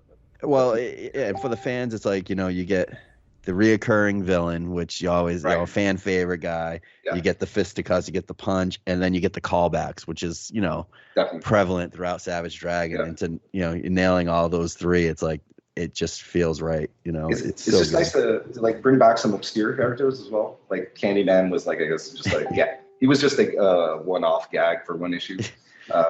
Like that backup I did with Daredevil, I tried to bring back Mole. He was from something like issue 26 or something like that. Oh no, wait, 46. Just appeared once. So it's just nice to have some characters like that come back. So, I'm glad the book. Well, from what I've seen online, starts with Raven's story. That's That's good. That's good. Yeah. Yeah. Sorry about that. Go ahead. Well, I was just say, I don't know if any other guys want to add something into this, but Virgil, I mean, your character, Virgil, with the bro and stuff, he's become a part of Savage Dragon lore in a way. It's kind of funny. I'm like the only, I'm the second winner of the creator character contest. Kind of thing. If you think about it, he included it in there. He drew my guy. Yeah. In the story, like in continuity kind of thing. So I was floored, man. It was like, I couldn't believe it. And like Eric's the one that like I put on the old image forums that first Average Dragon strip. Yeah. It was just like we were just messing around online, and he's the one's like, no, send it over. We'll print it up. I think it was with Adam Pruitt. Also at the time, like I thought it was gonna be like just this one Average Dragon strip and be done with it. Posted a few like sketches I had, and Eric's like, no, keep going. Like, that's a lot of pressure. You don't say no to Eric. But in my mind, it's like this joke is gonna get really like tired fast. He's average now, so what can he do averagely? They didn't get old though. Yeah, no. It's like there was a few situations like these with Eric where I would throw him ideas, and like he often says best way to get rid of an artist is to send him a script. So I kind of like do the obvious and send stuff over to him, and sometimes it passes, sometimes it does. He sent me some good ideas at one point that I didn't have the time to do it, so he proved this point, and here we are. But yeah, I'm just happy to Virgil's like he's been around for like it was in issue 200, and he's cameoing in all my books since then. He's been in Raven's Dojo. Oh yeah, and he's also in Super Freaks #1. He's also in Raven's Story and Super Freaks too. That's what I was gonna say. Thanks for killing him off, man. Had to include him. It's important. It's a variant. Totally. Yeah, I'm gonna just jump in here and just shower you with praise. So get ready for the golden praise. I'm not. Go for it. I'm just saying, lean back and enjoy it. Basically. Yeah, again, Craig touched on pretty much everything that I could want to say. I just want to add that, to accomplish comedy's hard. And a lot of people in the internet age, they think they're funny and they fucking suck. They're not funny. There's generations of people that have grown up with non-comedy as their standard. And Simon, something I appreciate is that you make funny strips and stuff it's like effortless, and like there's not like big huge setups. It's just like setup, punchline, and like even the sound effect chalk for when he's making him the chalk. I love that is it's so simple, but it's so funny, and there's a punchline a page minimum, and it's just something. As somebody who writes comedy, I've been writing comedy for the world for 24 years and some months, almost 25 years. And, sometimes it lands, sometimes it crashes. But I feel like your work is always funny. And you've got a distinct style of humor that I think fits Savage Dragon very well. So the comic, the art, and the comedy together, just good job, man. Thanks so much, man. Can I quote you on this? Yes, put it on. Put it Raven, on the book. I'm listening to what you're saying. I totally will. Don't worry. Go for it. I was just saying, there's a joke on like every panel that works, and I didn't even realize that until Raven pointed out. I mean, the sweet vengeance. And then he probably thinks you're Dragon Bro, which is funny because it's like casual non-readers always think that why does Savage Dragon look black? Like that kind of thing. And then the just desserts, and then I love that, the solid milk chocolate. He's not solid. He's hollow. Boom. He just explodes. It's so good. It's good. So good. It's effortless. And yeah, I know it's not because comedy's hard. It's drawn effortlessly too. It's just I just needed puns everywhere. Just make it work. We got a self-depreciating type here, folks. Don't let him. Not at all. No. Don't let him fool you. He's great. I appreciate it. But when you guys started this thing, I just thought I would like inspire like the other guys by actually like doing it super fast. So like get the ball rolling. And again, not like self-deprecating or whatever, but be like, if it could get somebody to be like, oh, I could do something like that too, you know, motivate people to get the page going. It would have been a shame if we only had like 3 guys ended up like doing just a few stories or whatever. So we got this big volume now apparently coming out tomorrow.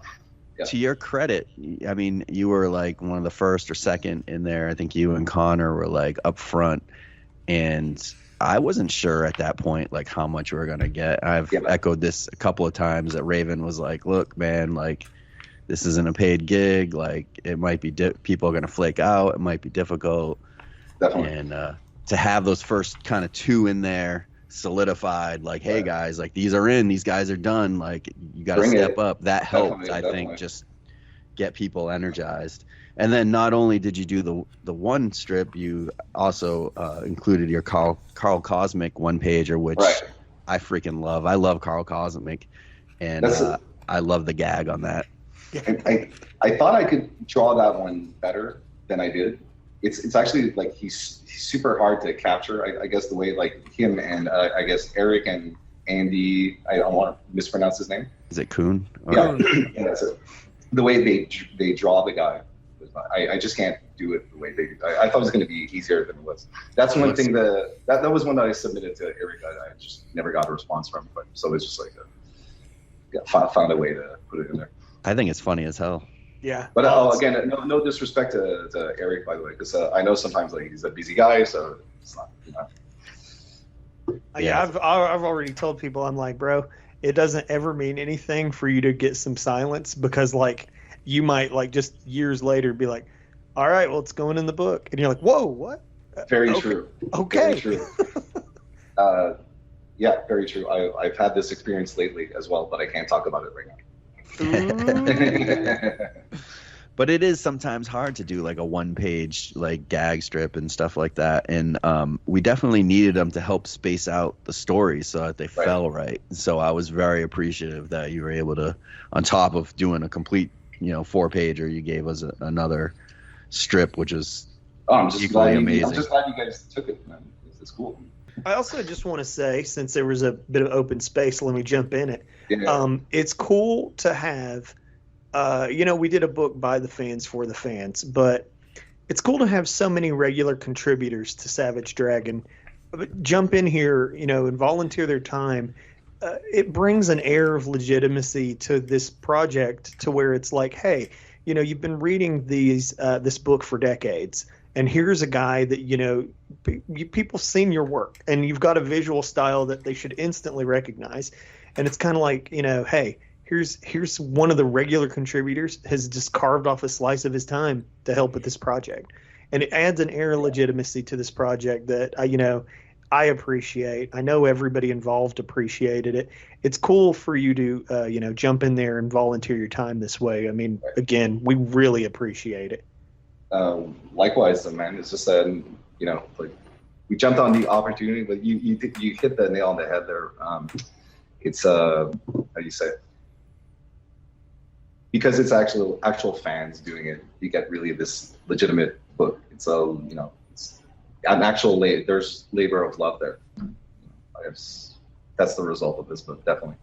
It's come up in our conversations with some of the other contributors, but they said that they feel like Savage Dragon has just such a talent pool in the fan base.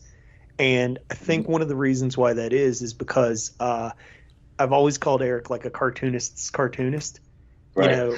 He definitely is doing. He doesn't have to do Savage Dragon. Definitely not. He doesn't have to, and he does it because he wants to, and that's super appealing. We were talking to Connor, and he's talking about the appeal of a lifetime character, and I think that it's evident in this book. Like this book, the talent that we have compiled in this book, it's like, hey, if this was like some other book's fan project, there'd probably be some shitty Sonic OC level characters in there, just really like low quality. Savage Dragon has a fan base that can put together a book that's like professional caliber. Especially from the fan base. Absolutely agree. You've heard talk of a bit like on the cartoonist kayfabe side of things, some people discussing about doing like a Savage Dragon fan service book, that not necessarily a grand design or whatever, but like people want to do their take on it. And it's a bit like you guys mentioned previously before. If we get something from their end, and I'm not saying this without disrespecting them, it would be a lot of tales about Dragon being a cop, like old school OG Dragon and stuff like that. And this is why this one is, even though we do see a bit of old Dragon and whatnot, but this is very much by the fans for the fans. Yeah, Carl Cosmic is not coming from somebody who doesn't know Dragon. Definitely. Right. Yeah. And just to have like a feature that's about Maxine, this is cool. It's totally for the fans. Yeah, we've said it a bunch of times, but it's amazing how. So there was no like, hey, you're gonna do this and you're gonna do this. Right. This all just came together, and you'll see when you see the final product, Simon, that it's a mishmash of different errors and characters, and there's no real duplication, which is amazing. When there was no kind of, we didn't tell anyone you have to do this error, you have to do this character, and we hit like most of the major things. I don't think we could have planned it better if we tried to plan it. And the hilarious thing is that we had that conversation. We were like, oh no, what if we get like 7 cop stories? And then like we didn't do a damn thing about it. Like we didn't try to prevent it at all. Like we didn't. And it just naturally worked out that we didn't. With great results. Am I the only one that hasn't gotten the book yet? Yeah, I think so. It seems that way. Everyone got comps. They all came in like within 2 days of like the first person getting it. I think even the pinup guys have gotten their issues. You should have just got the comps, dude. I should have gotten the comps, man. Totally. I'm trying to be honorable. That's what you get, man. But it's gonna be cool. I'll get to see like any other client, going to my LSC and just picking it up. So I ordered like 10 copies, so it should be good. I did too. Right. Even though we got comps, I was we didn't know how many we were gonna get. Yeah, I was like, I'm gonna get 10.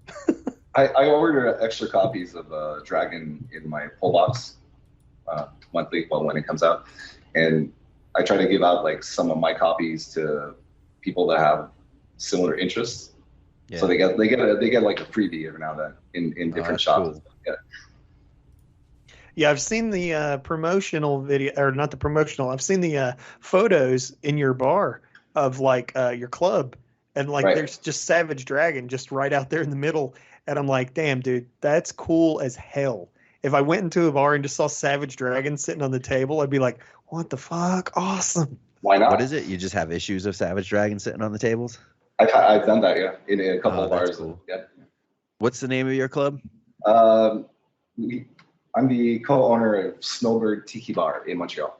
Nice. Yeah. So, we have a little network of bars here, but yeah. Savage Dragon fans should definitely go show up and support if they're in the area. Oh, definitely. You might get a free Savage Dragon issue if you drop by. Or they can nerd out with you. That's for sure.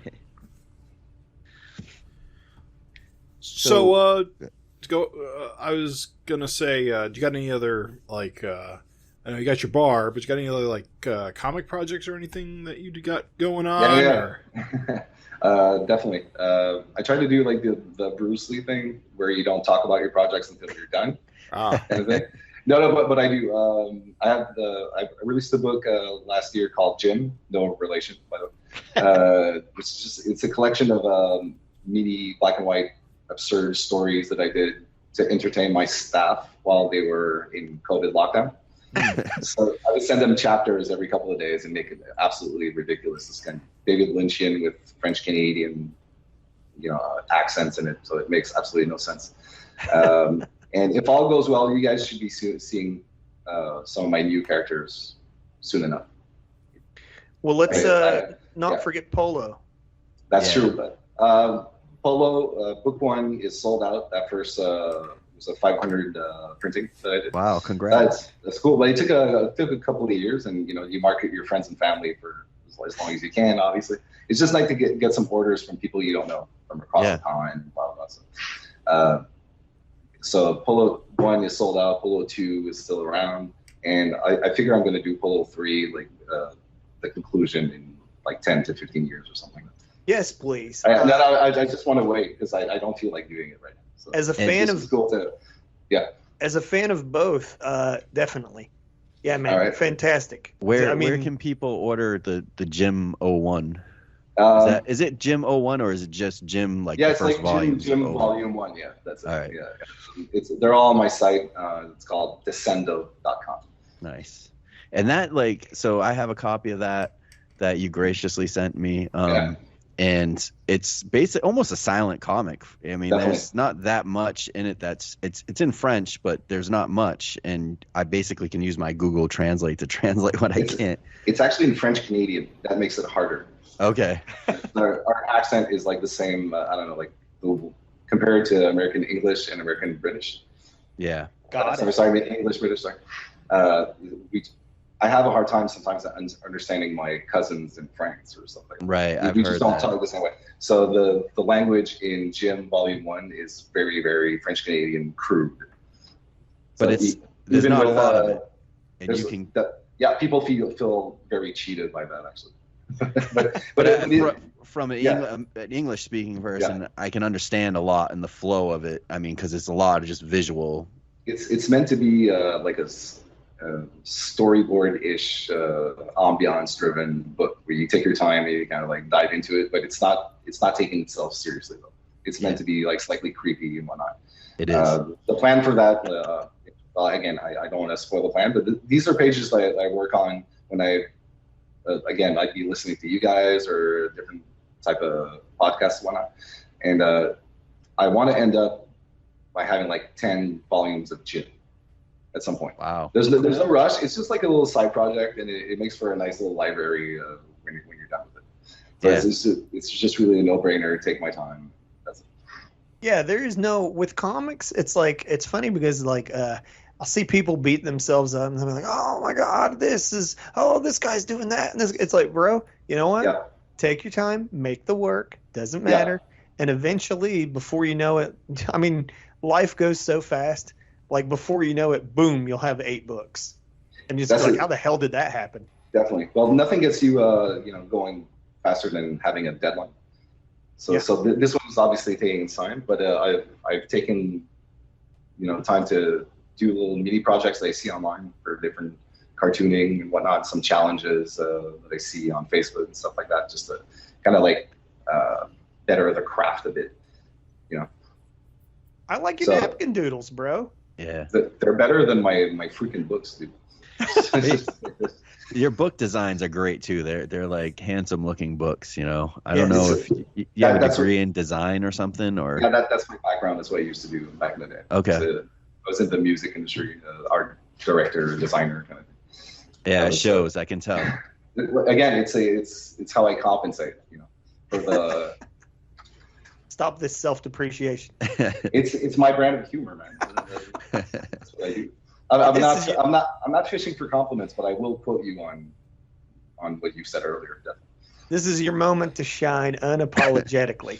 Unapologetically. I'll take it, man. It's been a rough couple of years, so let's go. Yeah, you can just lean back and be like, "God damn, I'm great." I'm amazing. Well, I'm sure it's been a rough couple of years, especially in the hospitality restaurant business. Well, yeah, or bar business, I should say. We're not an essential service. I understand that when it comes to pandemics and stuff like that. Obviously, we need to shut down. It's more like just to fire my staff 3 times in a row. Yeah, that's rough. But they've stuck around. They kept with us through thick and thin. So sorry you had to go through that. That's all right. Well, we've all got hit by it. Well, I just want to say again, it has been a really fantastic experience. When we started this, I told Craig to prepare for the worst. I've been involved in projects where people who I thought would never let me down. And, these people were being paid, and you guys weren't being paid a damn thing. You guys don't owe us anything. It's just, if I didn't have high expectations, that's not a judgment on anyone other than my own past experiences. And, your submission was fantastic. And just to have this stew of fantastic talents just show up and again, there was no expectations. No one's getting paid. 200 issues. No one sees it. And you did such a fantastic job, Simon. And, again, dude, thank you for participating in Super Freaks. It really meant a lot. Pleasure is all mine. And again, you guys aren't getting paid to do the FINcast either. So please, it's our way to give back. And next time you need anything from us, just let us know. Sounds good. Thank you. Thank you. Man. Thanks for coming on. Thanks for having me over, guys. And keep up the good work. So thank you, everyone, for listening to our indulgence it was really great just talking to everybody and getting everyone's perspective on this book. It's fascinating to me how varied the backgrounds are and everyone who contributed to this book. No two people are alike, but in this case, they're more dissimilar that all still enjoy the same book. Whoa. Did you have a stroke? What was that? Fair point.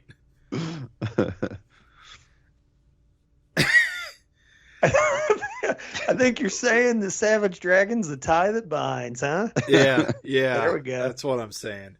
And stroking out. But before we sign off, I want to make an extra special thanks to our good friend Eric Schoenborn, who not only provided a pinup for Super Freaks, very excellent. I don't know who the artist is because I'm terrible with names. Frank Frazetta.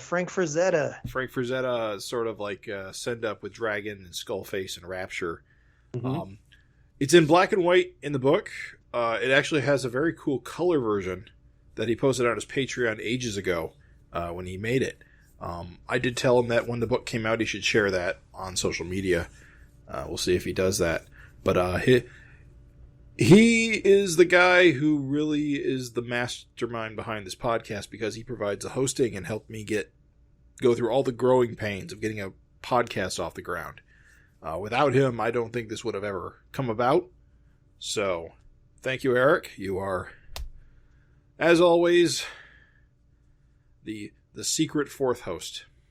Yeah, when you type savagefincast.com and you notice that it only redirects you to the Gutter Trash Network, that is because that is the man who has made this thing stay propped up and exist. And he podcasts himself. He has a movie review podcast. Currently, they're covering, I believe, Friday the 13th movie. So if you're into movie podcasts, it might be worth checking out. And from the look of his arts, if you're into ass, you might want to check out his art as well. He's an exceptional artist. He's on Patreon, and for $5 a month, he will basically draw whatever you ask him to, and on a sketch card, and mail it to you. It is fantastic. One of the best art deals on Patreon I've ever encountered. And I can't stress enough how cool his art is.